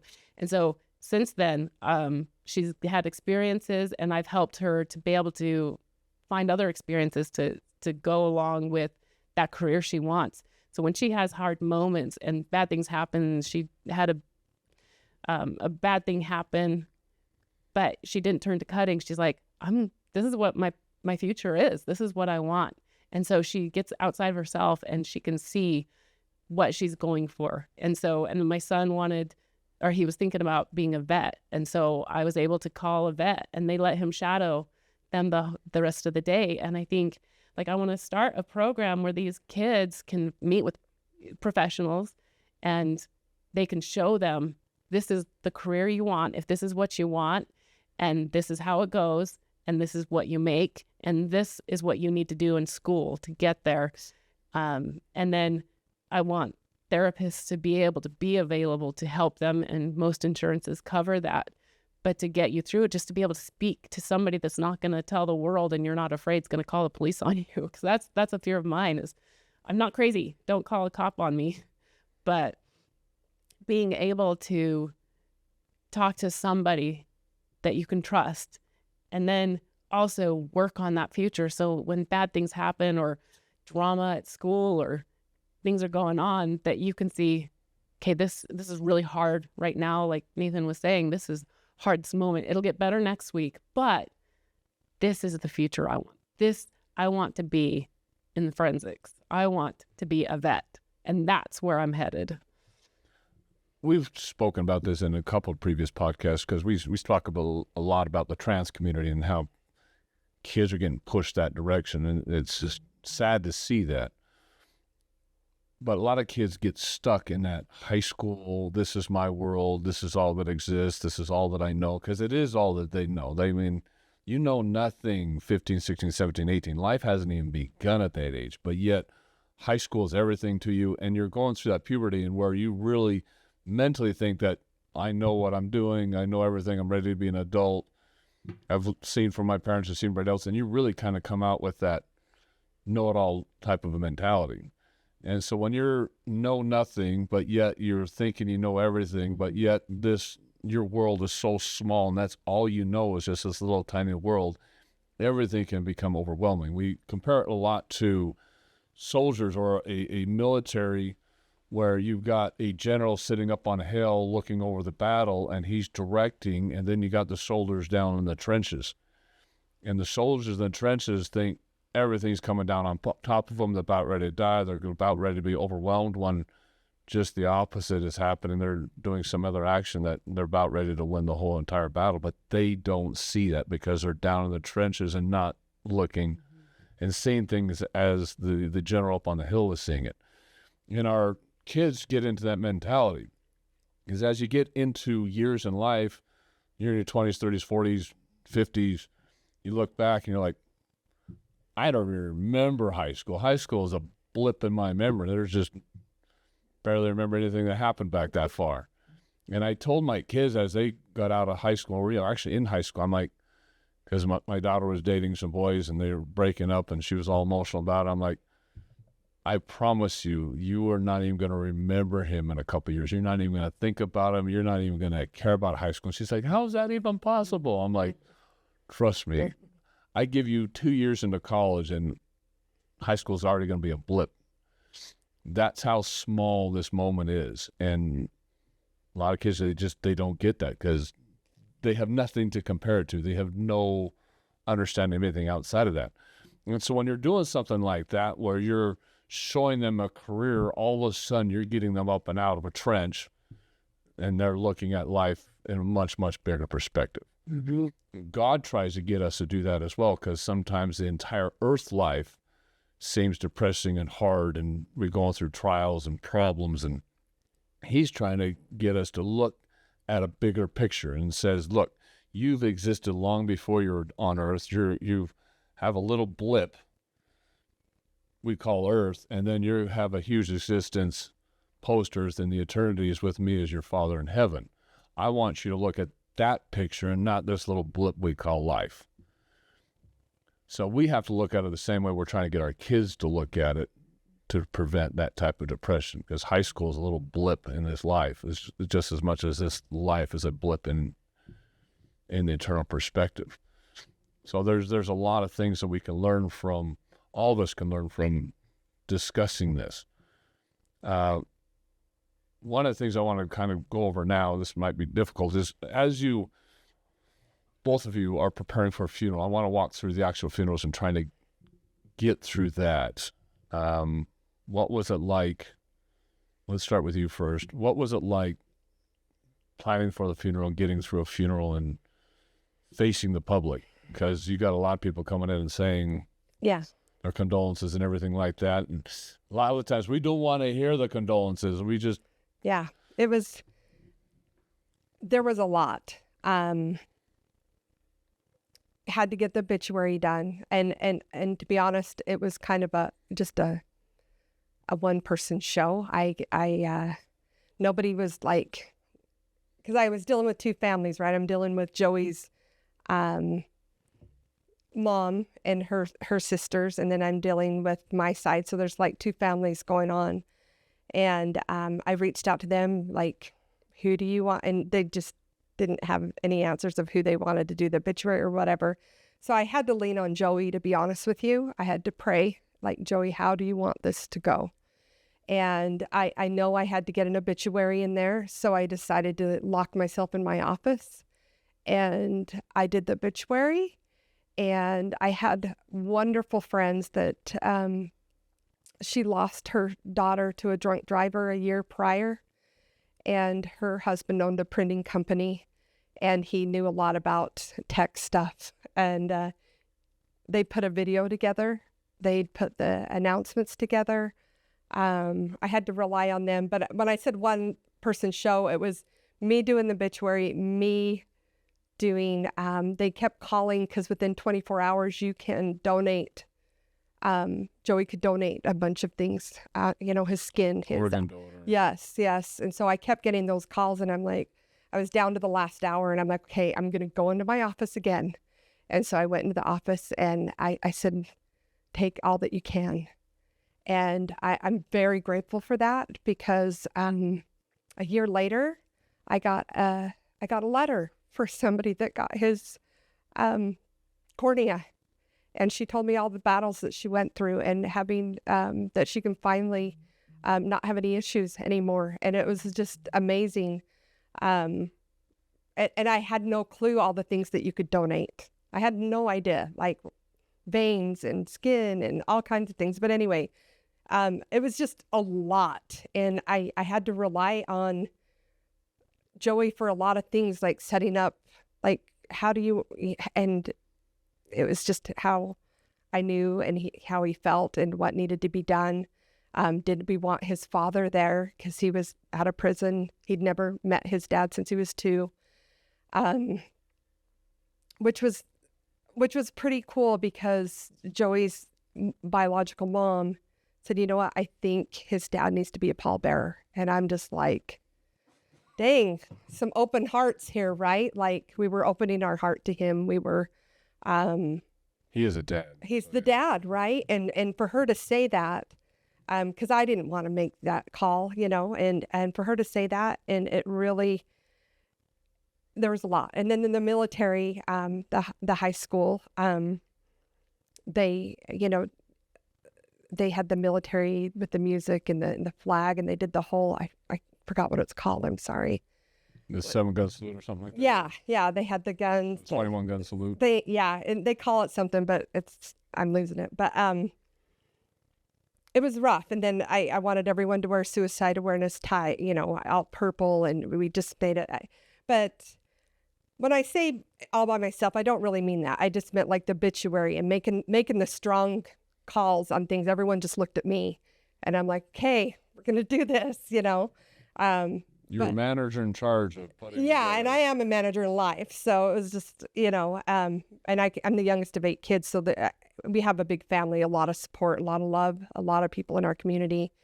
I couldn't have done it without all of them. There's just no way. But getting through that, the viewing was rough because. Yeah, well, take us through that. Take us through the ceremony itself. Yeah. I mean, not necessarily what happened. Yeah. I want to know what the emotional side of it is. What is it like walking through the funeral itself, the burial?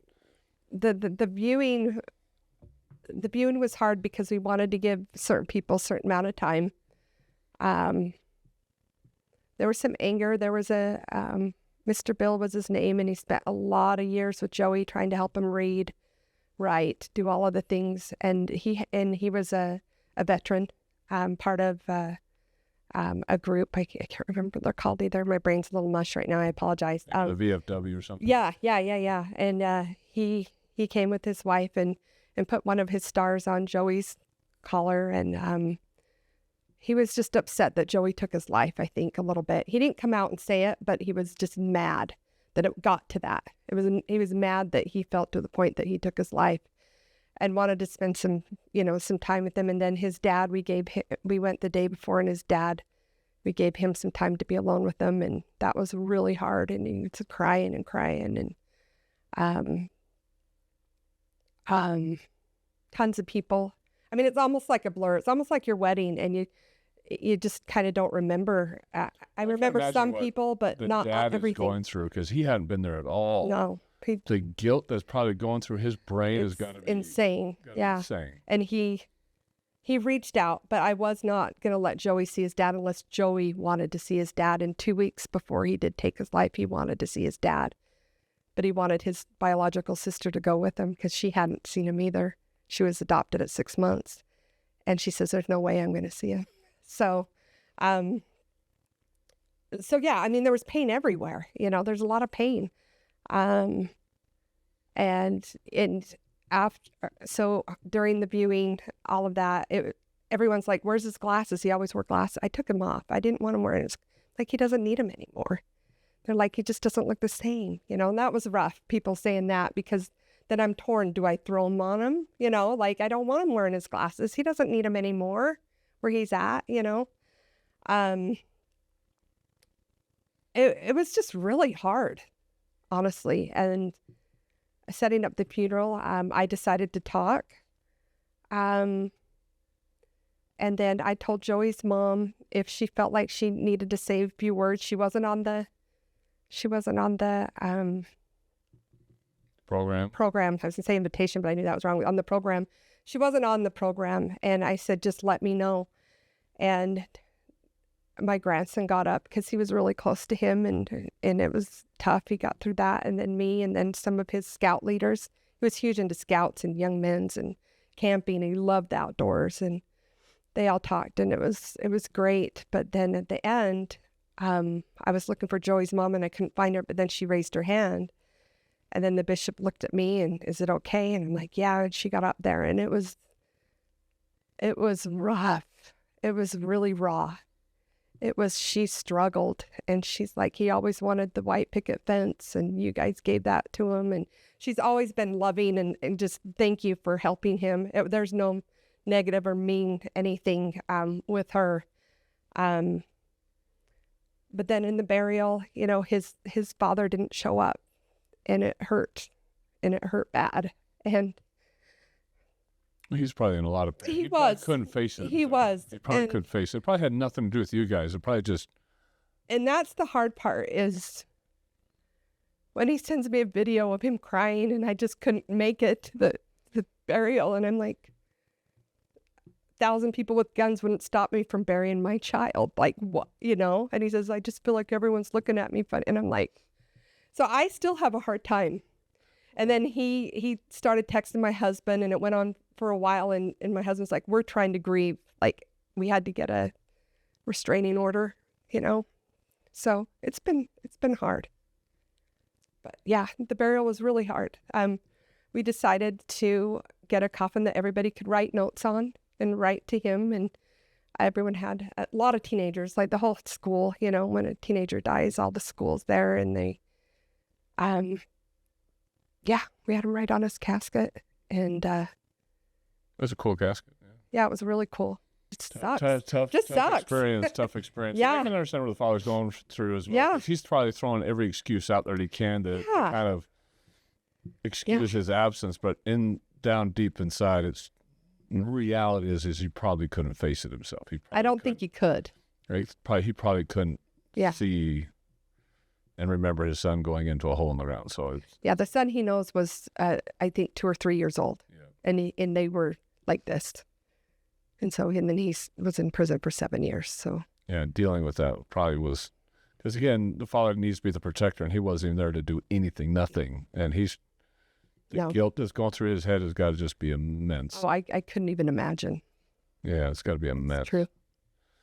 Let's walk through yours. So, I mean, my experience was, well, it's Tabitha. I was up in mid Salt Lake somewhere because I was in medical stuff. I think I was in a doctor's office when I got the text message. No, Daniel called me. Our brother Daniel called me and said, "Hey, Tabitha passed away."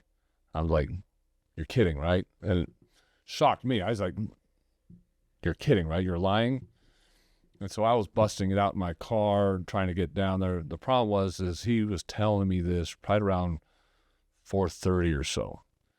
5 o'clock traffic had hit the freeways, and it was a crawl. I was probably doing 15 miles an hour at best on I-15, and that was frustrating the hell out of me. I'm like, I got to get down there. This is not cool. So I got off the freeway, started taking back roads, went up and over the top of Traverse Mountain, because there's no getting through that freeway. And that was taking too long to get to the back roads, and speeding like a speed demon, which I probably shouldn't have been doing, but I had that pedal to the metal trying to get down there. Rode at the hospital, which is where you guys were at the time, so you'd already gotten down there.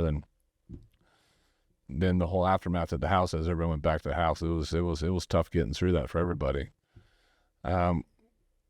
Setting up the GoFundMe, bringing in the big pictures. I was trying to find the picture of Darcy, my youngest, hugging Tabitha to that picture, because he brought 2 big pictures of Tabitha. Well, one of Tabitha and one of our family. Yeah, one of Tabitha to the family. I took it down to a local place, and I said, I need this done. I need it done in like the next 30 minutes. She just passed away. We need this done. And so it was great because I went down to Hobby Lobby, it was. And I told her what had happened, and the girls in the back were just on top of it. They blew through that framing and everything like that, and I was able to get it back up there in like 30 minutes, so that was great. Kind of walked through planning of the funeral and emotionally how you got through that. I think I was non-existent, almost. There's almost a numbness, a shock. It's shock. I was in disbelief that this was my reality. And so I remember being very grateful to our sister-in-law, Megan, because she took over, and I didn't know how to plan a funeral. What do you do? And she's like, hey, we need to do this. We need to do this. We need to do this. And like the next day after Tabitha had died, she's like, hey, we need to go and find a dress for her to be buried in. And I remember going, and we picked a white dress at Deseret Book. And I just remember falling apart because, oh my gosh, this is the last thing she's going to wear. And just crying because, oh my gosh, this is what we're doing. And it wasn't too long after we got home that we got the call to donate her organs. And so, I mean, that was an easy one. Like, yes, take what you need. But I couldn't believe, like, how could they call me like that? Like, why would they do that? She just died. Give me a minute. But they can't. And so it's hard for me to understand that at first. And my husband's That organs don't survive. yeah. And so I'm grateful for that. But it was hard that, this is the call you get after your child dies is, okay, can we have part of her? And so I never got letters or anything. I don't know. I know they've been used. We got letters from the agency saying that they were able to use different things from her. And then we had to go get flowers. And I remember going into a flower shop. And the shop owner, like, I felt almost, I had no tears left. Just, I didn't want to talk. And Megan did a lot of it. But the lady was so sweet. And she's like, so we bought flowers, but she's like, the one for the coffin, we don't charge for a child. If a child's died, we don't charge for the flowers on the coffin. And I always remembered that. I'm like, because I feel like how my daughter died and I have to pay for a coffin. I have to pay for a plot. I have to pay for this. I have to pay for that. And so, and I get that we don't get those things for free, but it boggled my mind that that I had paid to bury her too. And the fact that she's like, I'm not going to charge you because it was a child, it meant a lot to me. And then We had a lot of donations too, because I set up the GoFundMe page, and it stacked up really, really quickly. but it paid for the funeral. You would think, oh gosh, we'd have a lot. No, the funeral is expensive, easily $15,000. And we chose the cheapest, but things that I felt that I would be okay with for her. But at the same time, as planning the funeral, there was an investigation going on, and they had to make sure that this truly was a suicide. Again, I was totally in disbelief that it was this, but I was also not fully coherent. And so the police, like the next day, because I think it was a Saturday, they asked me to go in. I was at CVS trying to get tons and tons of pictures printed of Tabitha so we could put them up at her funeral at the same time that I was with my sister-in-law. And the police had called and asked if I'd go in and talk about what happened. And I'm like, I'm trying to bury my kid here. This isn't cool. And so, but I also understood that they had to do this. And so I was in there, my husband was in another room, and they questioned us all over again about what happened, and just feeling like, I don't know, I just remember being so cold and shaking, and the other police officers like, do you want my jacket? And like, no, I'm not cold. But I wasn't. I was just, my emotions were at its end. And so, but it was in that I had learned that she, because she had a computer for her school stuff, and I helped them get into it and stuff. And they found, like, she'd looked up YouTube videos on how to choke someone. And I think that was like a popular thing back then, was choking, but then it went into hanging. And so we believe that she got more ideas from YouTube. And so I fought the cops. I'm like, can they not take that down? Are they allowed to do that? And they're like, they're allowed to do whatever. Being very angry. So I went from the police station to then trying to find a funeral home. And actually my sister-in-law had done that, but I was able to make the final decision on that. And then we had just a lot of people bringing flowers. And I remember walking into the first part of the house, and flowers were everywhere. And the smell, I just remember that smell being heavenly. Like, there was something with the smell that just helped me to emotionally dig a little bit deeper and to be able to handle things a little bit more. And so we did that. And it just was crazy to me that I had to do so many things. The one thing I do wish, and a lot of people have asked me, what do I do? This person's kid just died. This suicide just happened. What do I do? What can I do? And I give my advice, be there. Don't ask what I can do. Just go. And so the whole time we're doing this, people were cleaning the bathrooms. And we were living with my in-laws, and so many meals were brought in. And I do remember my father-in-law, like, we've got so many, just send them to the neighbors. And I was like, no, that is mine. It was my daughter that died. Those are my meals. You're not giving them away. Because I also was not in a place to be able to cook or think. And I think it took a good year for me. I mean, they didn't offer meals for a year, but it took me a long time to feel like I could somewhat be a mom again. And so people were very sweet and generous, and you can kind of feel the prayers people offer, and you can feel them as the months go by, just kind of dissipate, and then the weight and the heaviness of that loss hits again. But it gets you through those hard moments. But we went to the funeral home, and Nathan's first time seeing Tabitha after she died was in the funeral home. And when we changed her, we got to dress her, but it was just me, my mom, just me, my mom, my mom's best friend, whom I loved, and Megan, my sister-in-law. And I remember looking at her toes, because we put tights on, but I wanted to see her toes because her toes were so cute and petite. And I just stared at her hands and held her hands because just the way her hands were, I just wanted to memorize, and I still have them on my mind because I memorized her hands and her toes. I wanted to brush her hair.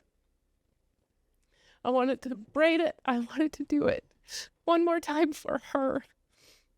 And then I wanted red because it was her favorite color.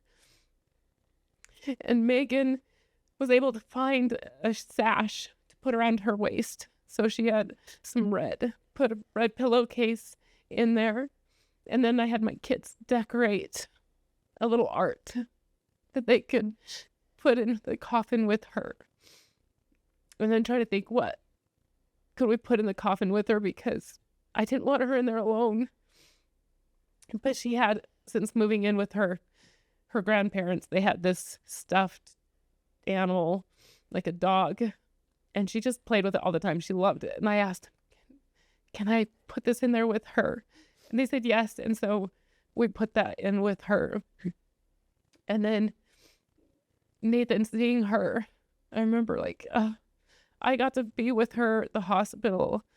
And that was hard. It was hard to see people walk in and see her laying there. And she had a lot of her friends come and watching them see her. But then, some people were smiling. So why are you smiling? But I get that you can't just be sad all the time. You didn't know her the way I knew her, and it was hard to see people laughing, but I could kind of understand that you need a little bit of an uplift. One of her best friends came in, and this was a friend that she spent a lot of her time with. She brought in a bracelet. And she's like, can I put this on Tabitha? It's like, yeah. So we worked together to put it on her wrist. Because I knew how hard that was for her friend. And her friends struggled for years, of course, after her death. And everybody that walked through, it was this over and over again. Oh, I can't believe this is real. I can't believe this is my life. And then they always let you after the viewing, the family's in the room and says their final goodbyes, and they close the casket. That was the hardest. Because we got to say and love her, and I didn't want to let go of her hand, but I had to. And I remember them attempting to close it a few times. I was like, I need one more hug. I need one more hug. I did not want that casket to close because I knew this was for good. And so they let me hug her a few more times. And then it was time I couldn't lift it again. So we went and we had her funeral, and then the procession. My cousin was a police officer, and he wasn't allowed to turn his lights on to go to the burial site. She's buried in Alpine. My hometown, just love that place. And he's like, but I'll do it at the tail end. But I remember as we were driving down the road, people were jogging. People were at the store. People were going to the bank. I'm like, what are you guys doing? My daughter's dead. Why are you shopping? Why are you jogging? I remember being baffled, but I had to come back to myself and know people don't understand. People didn't know her. And then we pulled up into her grave plot, and everybody got out of the car. I just sent you the picture. I didn't. I emailed it to you just barely so that you could post it. But then we parked and we all got out before the casket was pulled out. And we had this guy working with William. He's training to be a physical therapist. But we paid him to kind of work with our son, trying to get him to use his legs and walk better. And we wanted him to lead Tabitha's casket.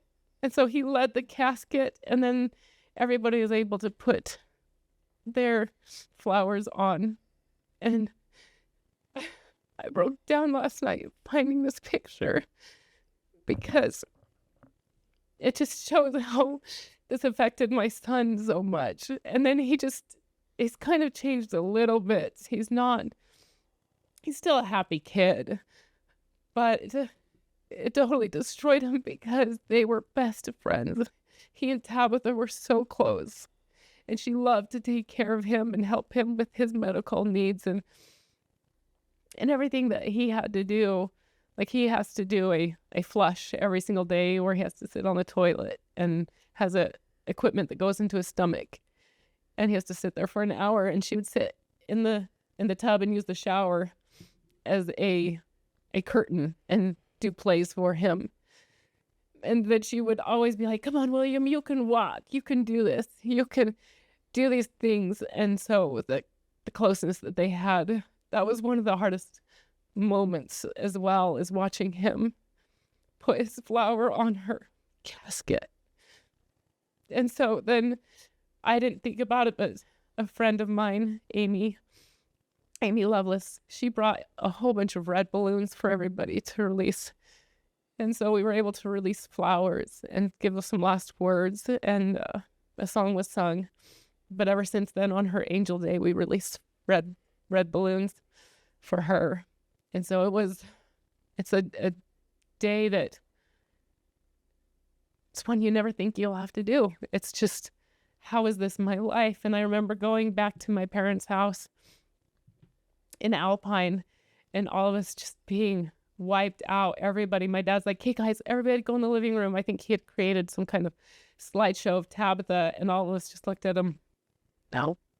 We just sacked out on her beanbag, sacked out on the couch. I don't even remember if we slept. I don't remember much after that, but it took a toll on us and our family. How was the relationship between you and your sister after this? My sister. You mean Joey's mom? Yeah, Joey's mom. That's my sister-in-law. Sister-in-law. Oh, we've helped her. She's had a... Did your relationship go stronger together? Did she fault you at all? What? To be honest, like when we were raising Joey for 8-9 years, he loved his mom, always loved his mom. And I'd struggle because she never reached out, and she never was around. And I would text her sister, can she just call and talk to her son? And it would go months, So while Joey was alive, I struggled with that because I'm like, we're raising him, but he loves you. Well, he loves us too, but he loves his mom, and understandably. But I felt like he always was like, where's, why isn't she called? Where is she? Things like that. And that was really rough for me.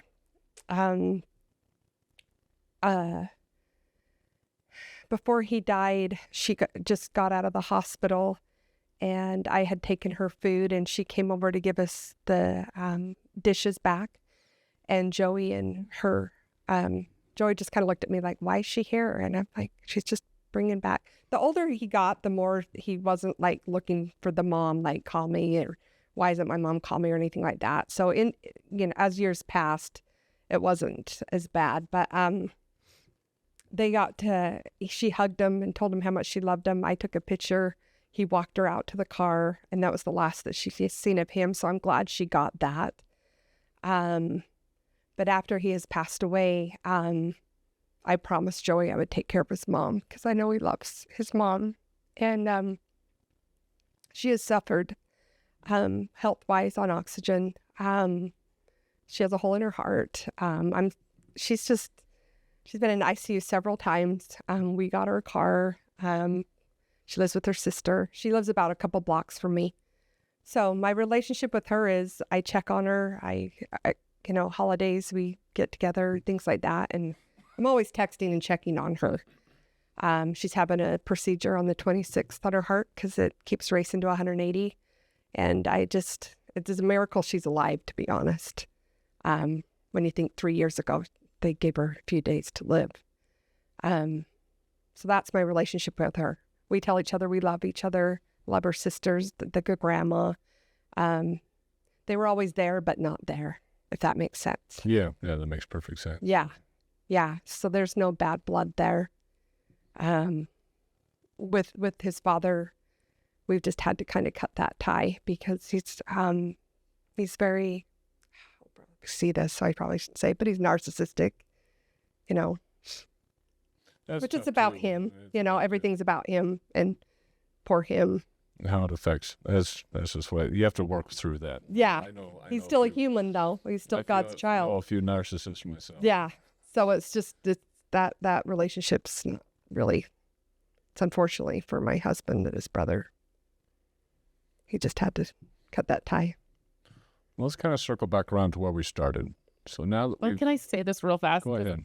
When you had asked something and then I went on a tangent, but one of the things also about when people ask, what can I do for these people that have lost somebody? My first angel mom, so Heather, she lost her son 2 years earlier. So she actually came to Tabitha's funeral when she heard Tabitha died, because we lived in the same city, just like 5 minutes from each other. And so she saw it in the news, and she saw that Tabitha also hung. Her son hung, but wasn't suicide. It was an accident. And so she's like, she came to Tabitha's funeral. She wanted to know me, and we got to know each other at a thing that they did for Tabitha. And so I leaned on her. And then it was 2 years later, another angel mom joined us. Her son had died in a four-wheeling accident, and then not long after. And so then the last several have been people that have joined. Well, another Sandy, her son died. His little motorcycle hit a tree, and he was also young.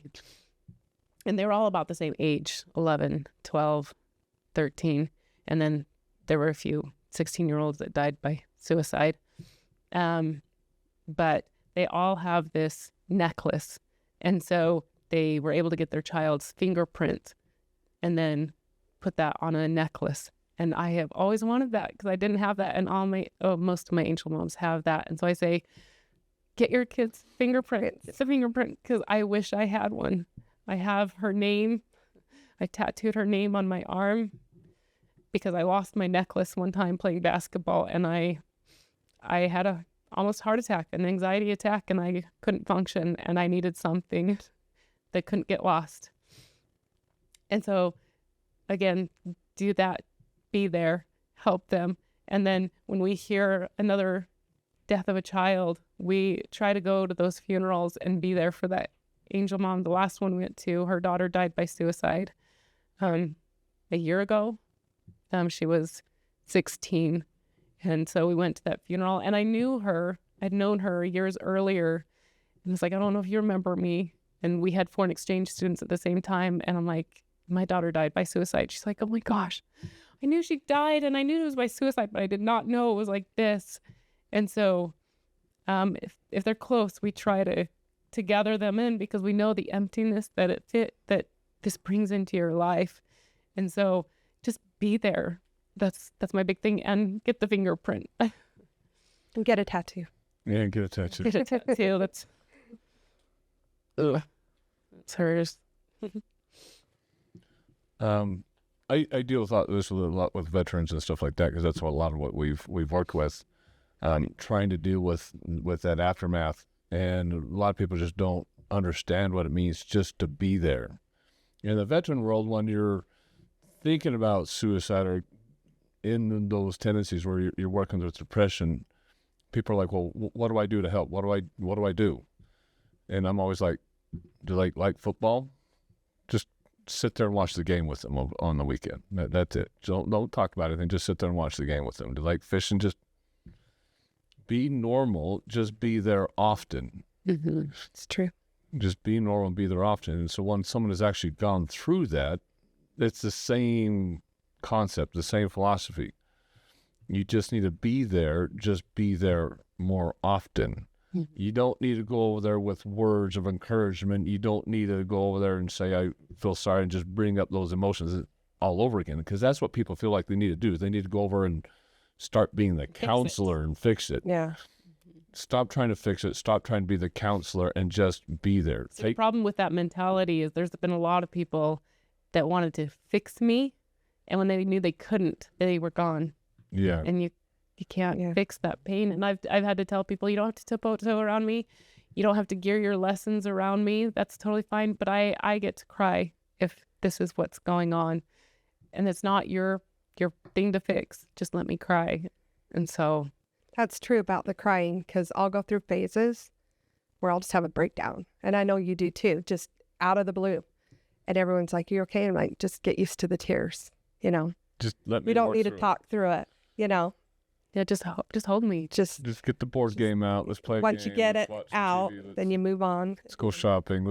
Let's Yeah. do what we normally do. Just let me get through it. Yeah. Yeah, my other daughter, she was also really close to Tabitha, and so in a way she's tried to take Tabitha's place and like, hey, I'll be the horse, you guys ride my back, and I've told her, you don't have to take Tabitha's place, it's okay, love your siblings, be there. And so it's almost weight off of her back, but she also felt like she could have saved Tabitha, and that's where a lot of her suicidal ideation came from, is if I was there, she wouldn't have done this.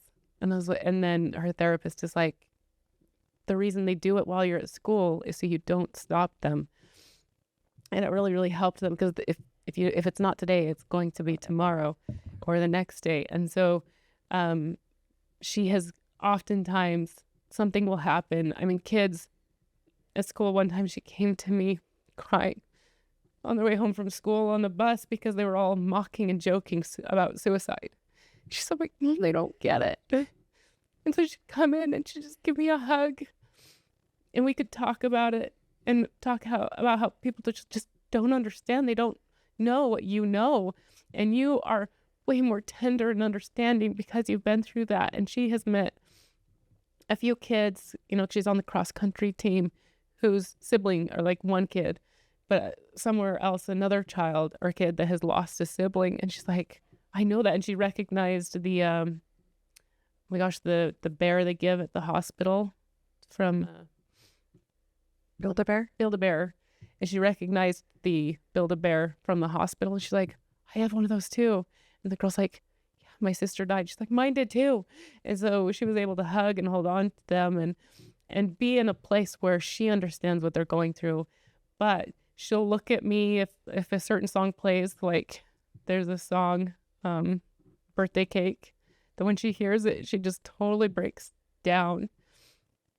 There's a song by the Mormon Tabernacle Choir I can't listen to unless I really want to cry, called Lullaby. Celine Dion also sings it. But when they sing it, it just totally brings tears. There's a few songs and she'll just come over to me and give me a big hug. And she knows it's okay to just sit there and cry. And we'll both just sit there and cry.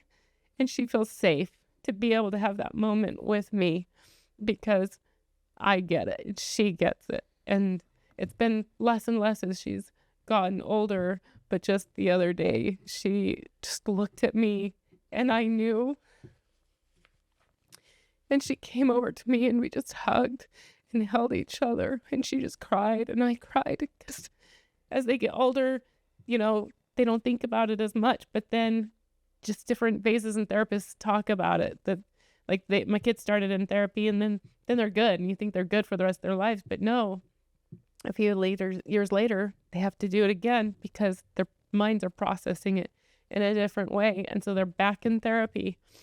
And then a few years later, they have to do it again. And so it is a lifelong process.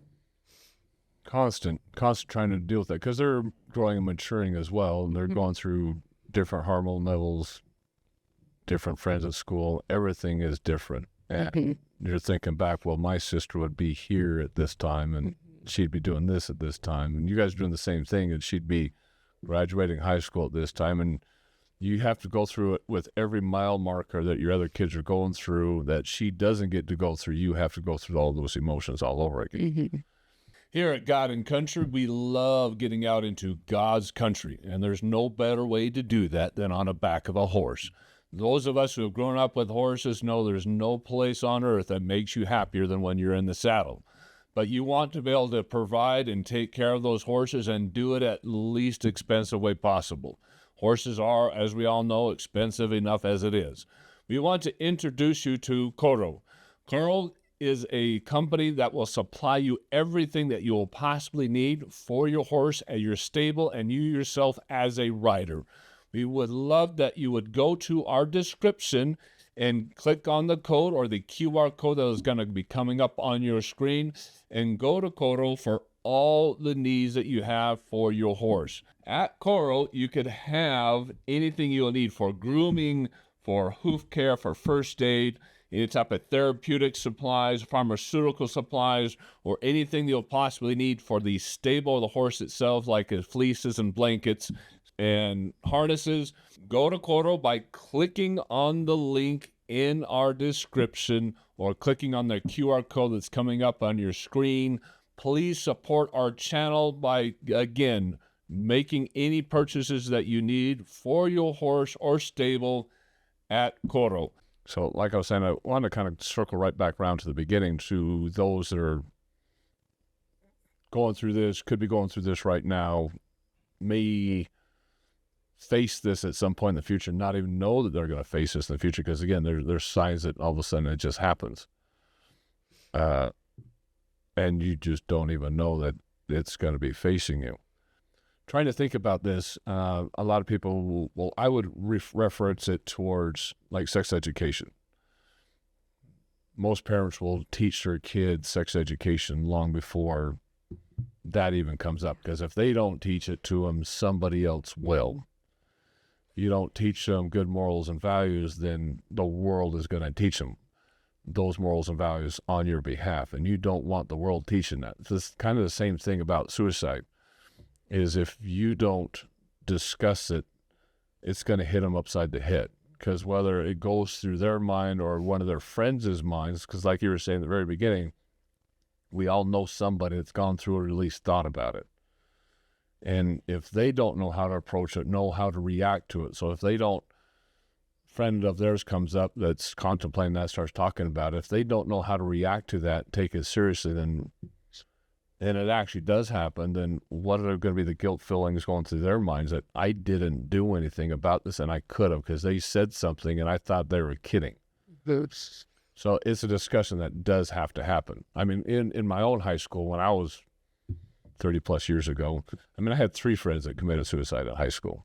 2 of them went up the canyon with their 22s, counted down 3, 2, 1, and shot each other with their 22s, and both died there. And then another girl, I think she slit the wrist, died that way. But I had 3 funerals in high school that I had to go through. So everybody gets touched by this. Everybody gets touched by this. Whether you're a veteran, whether you're kids, adults go through the same thing, go through this deep depression. The discussion has to be had. So parents need to treat suicide like they would treat sex education, like they would treat the LGBTQ topic, like they treat any of these topics. You have to have the discussion. Because if you don't, you have no idea if your kids are thinking about it or if one of their friends are thinking about it, the kid is going to be exposed to that and have to react to it somehow. So if they don't have a base to go off of, they haven't had that discussion, where's their foundation? What are they going to resort to? They're not going to know how to react. Mm-hmm. And you two, out of all people, have faced angel moms, have been in programs that address this specifically. So let's address the audience here as you, as someone who's gone through this. What should the conversation be like from parents to kids as they discuss this? I feel like having the discussion openly with them. Have you ever thought of taking your life? And I never did that before, but after Joey passed away, 2 of my children said that they've thought about it in the past. Oh yeah, I've thought about doing that. Not how Joey died, but in the past.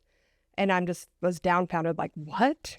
So I think the reality that we're in, we have to have those conversations. And I absolutely feel like social media is a huge, huge thing that is just bringing our kids down. Like Joey, when I talked to the investigator, he said that Joey hung himself, how they're showing on social media, on TikTok.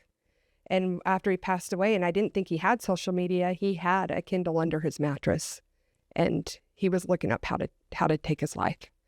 So I think that's a huge thing that we need to talk to our children about. I think social media is just incredibly detrimental. 'Cause, Yeah. I mean, we have Charlie Kirk is dead because Yeah. of social media, right? Yeah. You had a kid that grew up in a good Christian home, very, very strong, conservative parents, got into the gaming world, got into the gaming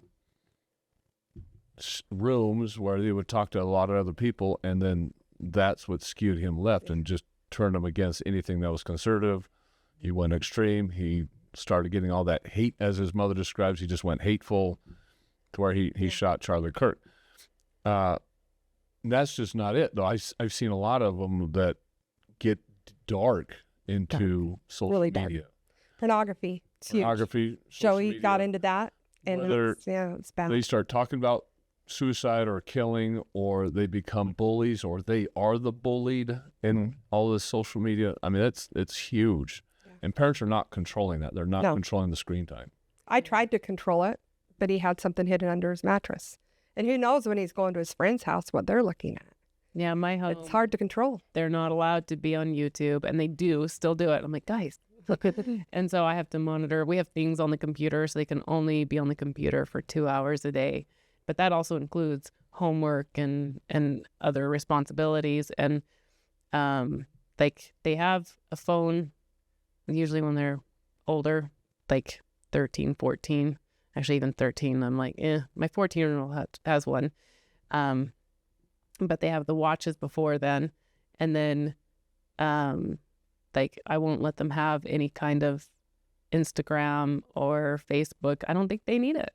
No. They're fine figuring things out and learning on their own and in their own world, in their own atmosphere. And I will show them if there's things like a lot of the Charlie Kirk stuff I've shown, because I also feel like, it's my job to tell them what is right. And so I love showing them. I mean, they know Charlie Kirk. My daughter was the one like, Charlie Kirk got shot. And I was like, no.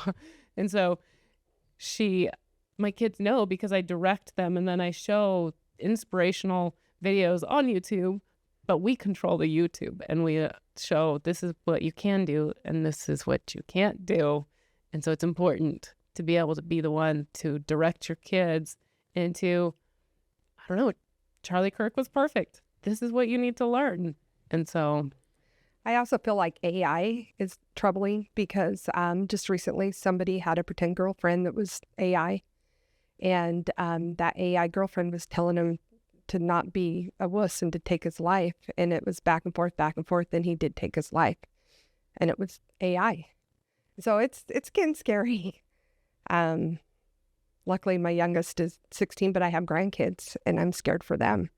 Because it only gets worse from here. Yeah, right. I think I have 3 grandkids, 14, 9, and 7. And it's tough. The circle, you just got to watch it. You got to be present as a parent and not just ignore it. yeah, and because they're gonna teach your kids stuff, and so back to us teaching our kids what they should learn and understand. And I know a lot of people say that's indoctrinating, but that's indoctrinating. All the crap on YouTube. That's Parents can't indoctrination. indoctrinate. Parents are parents. You have the right you're to teach your teaching, kids. you're raising your kids. And for me, well, because of Tabitha's death, like my 6-year-old at the time, like we found her footprints on the roof, like through her window, her bedroom window, she could get on the roof and her footprints were on there, and she wanted to die, but hers was more because she wanted to see Tabitha again. And so we've had to lock up the windows and things, but sadly we didn't talk about suicide before Tabitha died, and this kind of threw us into that. But it's also something you have to talk about a lot and a lot more often. And so approaching your child about suicide is, for me, okay, this just happened. We saw this in the news. Have you thought about this at all? Like you were saying, where are you at and how are you doing? And even with some of my kids, I ask them, I have to kind of feel and then ask them, how are you doing tonight? Are you safe tonight? Is everything okay? What can I do to help you? And, most often than not, they're like, no, I'm not okay. This is what's going on. And like my daughter had a devastating run and she was just so upset about it. And I'm like, oh, but you did it. Like you were out there to make you feel good. But I understand that this is so hard and it hurts to not be as good as you want to be. And so I am here and let me just hold you. And so then we just talk about anything until they just feel better and they're okay being alone. And so it's just asking, how are you today? Have you had those conversations about them having conversations with friends and the topic coming up?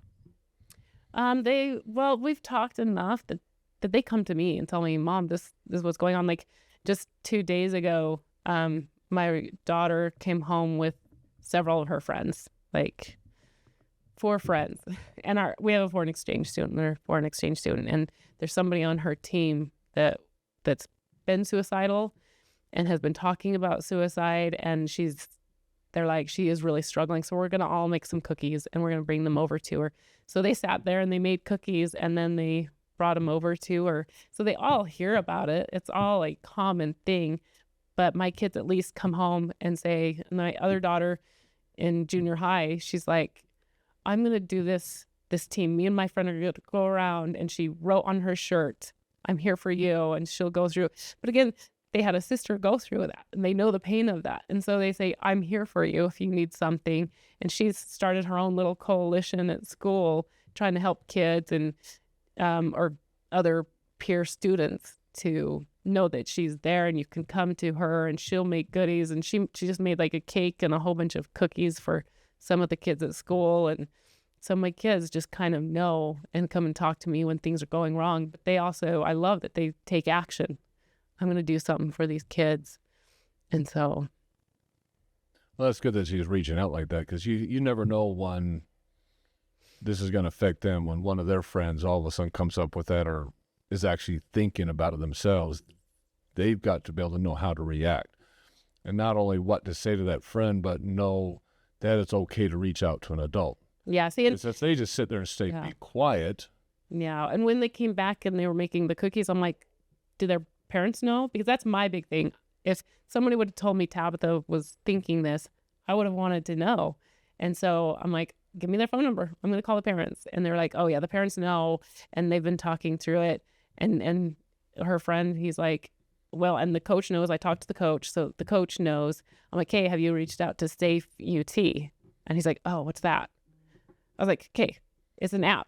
Get that on your phone and then turn in a tip. And then it turns out that they even reached out to her and invited her to some things and stuff. So like helping these kids to know, do more, talk to parents, talk to a coach, talk to a principal, a teacher, and Safe UT. It's a great app where kids can turn in anonymous tips. And if you don't have that conversation, the kids never know how to do any of that. And I think that's what I think the big fear is most parents are not having the conversation, are not discussing it, and kids do nothing because they don't know, that they're afraid of it. I'm just going to avoid the topic. We're not going to talk about it anymore. If we avoid it, it's just going to go away. Instead of knowing what to say to their friend, reaching out to adults, getting other people involved so that the worst does not happen. Because if you as a parent, you don't have that discussion, they're going to confront that. Like you were just saying that it's 6 in 1 month. 6 in 1 month. I mean, there's a lot that probably could have been done there. They could probably done it no matter what happens. But the more knowledge that is out there, the more awareness is out there, the less it's going to happen. We say that in the veteran arena. We're going to see that in the school arena. The word has to get out, because even veterans get into that world where they just cannot get themselves out of that hole. And a lot of people around them were just like, well, I don't know what to do or say. And they don't do or say anything. When if they were there, they could have reached out, got the veteran some help, helped him get into some therapy or something, and then just learned how to just be there. And I think the fear gets them just to avoid things, and avoiding stuff is not gonna go away. It's not going to make things better. You can't just ignore this and think, well, Yeah. nothing's going to happen, right? Do you have angel moms out there that have expressed kind of similar stories to what has gone through them? Yeah, there A lot. are a lot. A lot of similar. We do have several angel moms. I mean, like one that's like, I don't know how to get through Christmas. One of our angel moms whose daughter died by suicide a year ago, like, she's still in shock. She wants to get with us. And then there's several that want to come, but they just can't quite get there because it's like, this isn't my life. This isn't reality. Yeah. And so when they do come, it helps quite a bit. But isn't that where you've got to go to them? Mm-hmm. You've got Yeah, to... so we go and we've done, like, we've decorated her sidewalk for her daughter's birthday, and we've done those things. But there's also a point where we can't keep it up, like, because there's so many angel moms, and so some just kind of decide that they don't. But Sounds we let like them the know. program's got to get bigger, and you got to get more volunteers. Yeah, well, but it's also just, Where their mentality's at. yeah, it's where their mentality, and some just aren't quite ready yet.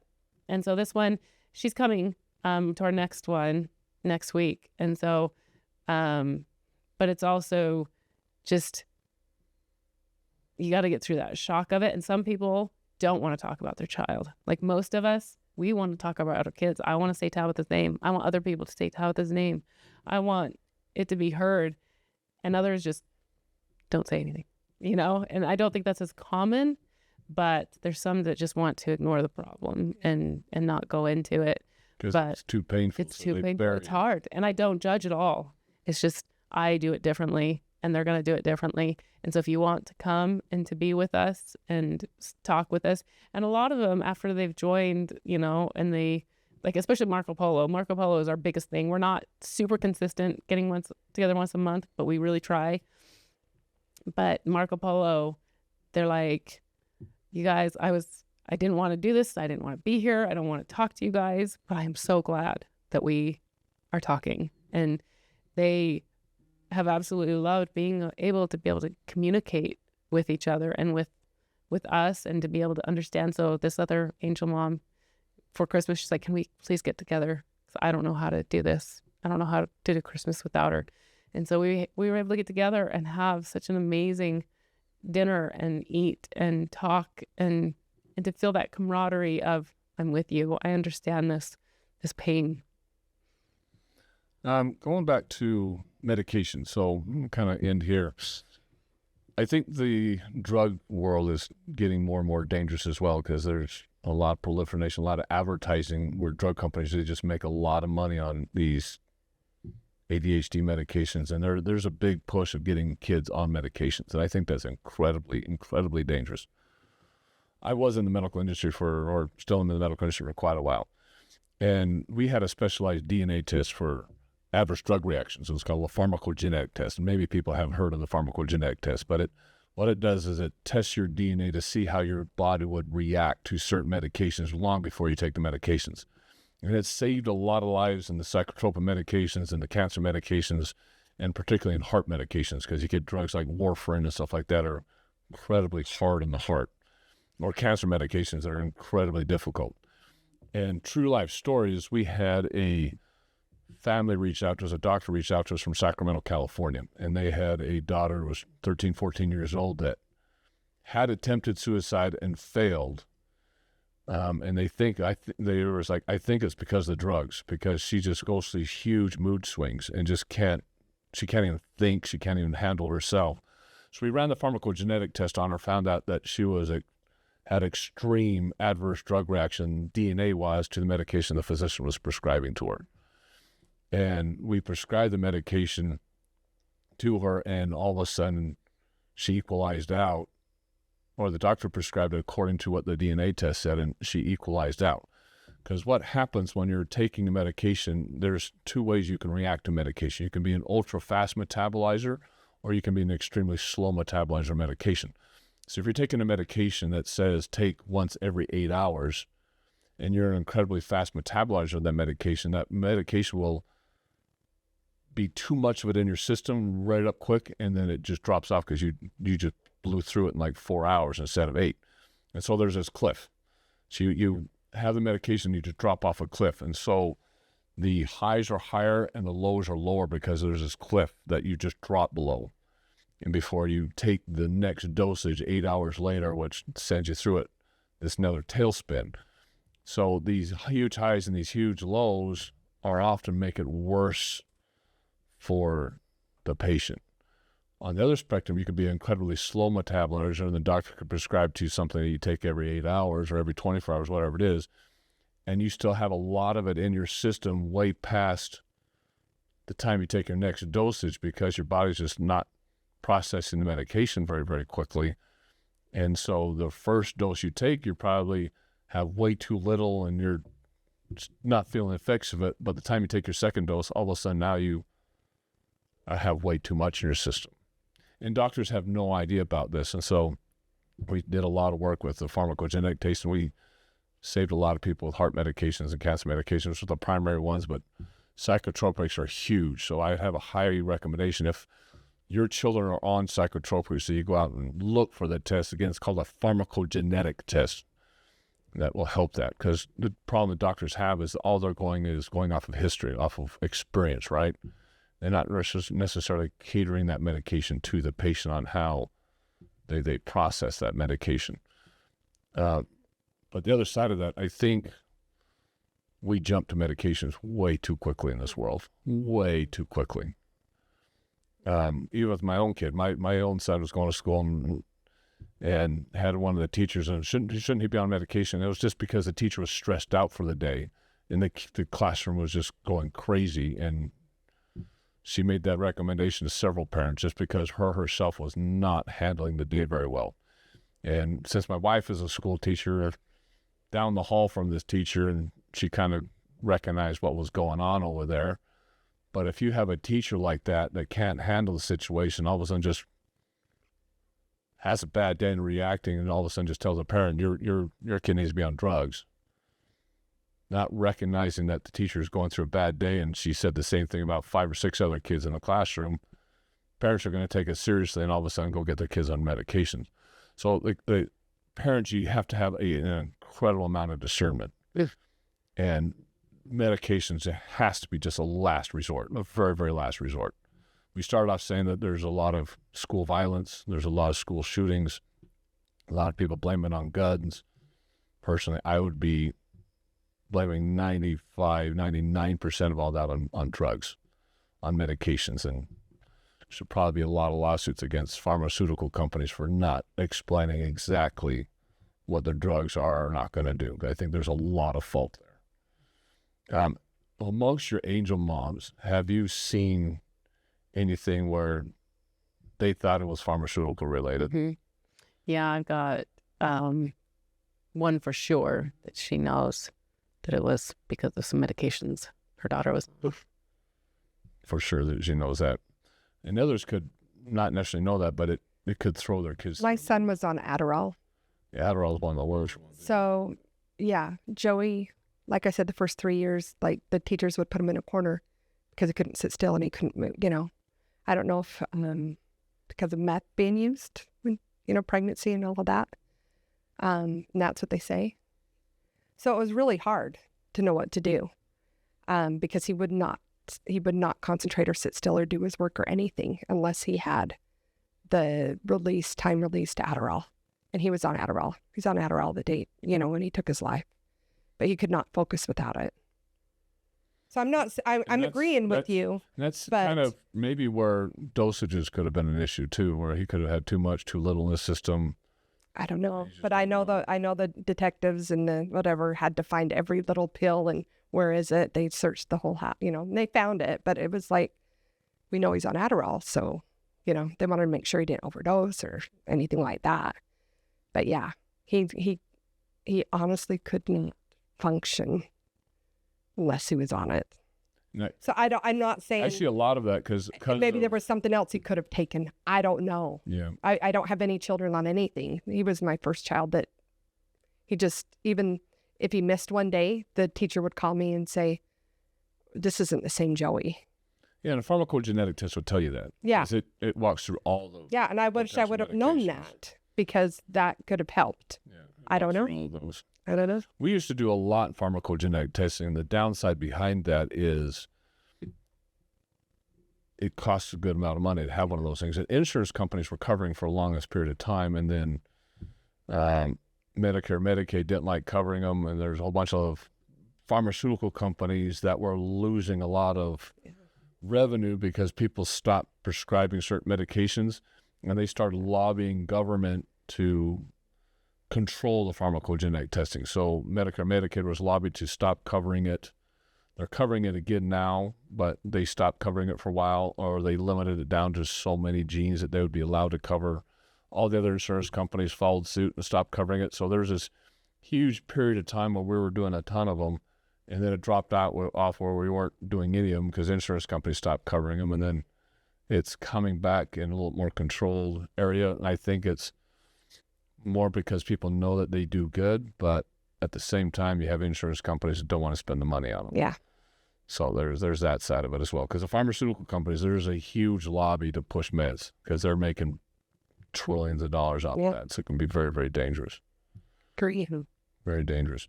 So this is what kind of closed down. So these are the two large frame pictures that I made just like an hour or two after the death of Tabitha, and I brought those into the house. And again, thank the people, the ladies down at Hobby Lobby where I created those. Not to do an advertisement for Hobby Lobby, but they were incredibly nice to get those things done and created for me in very, very expeditious time. Yeah. She first hugged Tabitha and then our family, and it was just very, very sweet.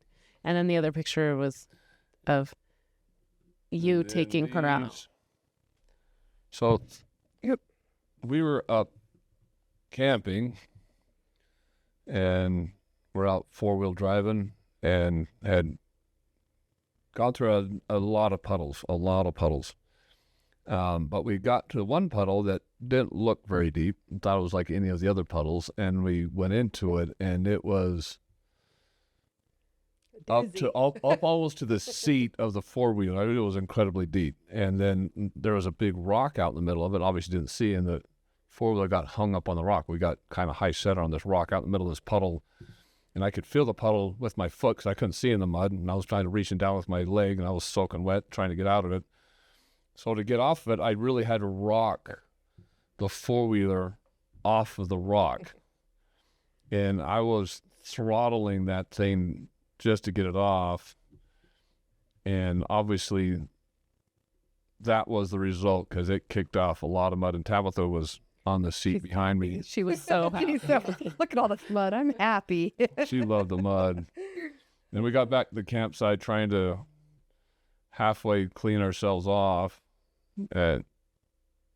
with flashlights because it was late because we didn't get back till late. So we're flashlight trying to clean mud off of just everything. Everything was just covered in mud. Yeah, and I will say that after you lose a child, it becomes a very traumatic, obviously, thing. And so, like, when people go up, I mean, Aaron, and I think you took my kids up the next year four-wheeling, and I had a heart attack. I'm like, no, get your butts down here now. Like, it was too long. I couldn't let them out of my sight. And then, you know, doors that are shut or things that happen, or if I see a life light, I start having a panic attack. Somebody's hurt and I can't handle it. And so if you see somebody having that, it's okay. Trauma. Very traumatic. You'll live through it. You'll get through it. Triggers. You know, triggers. Well, we'll end the podcast today, and I wanted to end with this. I really, really, really, really miss you. So sweet. A little clip that you sent over to us. So Sweet. I turned that into a QR code thing for my kids on some picture frames so they could click on it, and then they can hear Tabitha say, I really, really, really miss you. I've done that with the Build-A-Bear Yeah. on the paw. She was saying that to a cousin, but Cute. very cute, very cute. That is heartwarming right there. Mhm.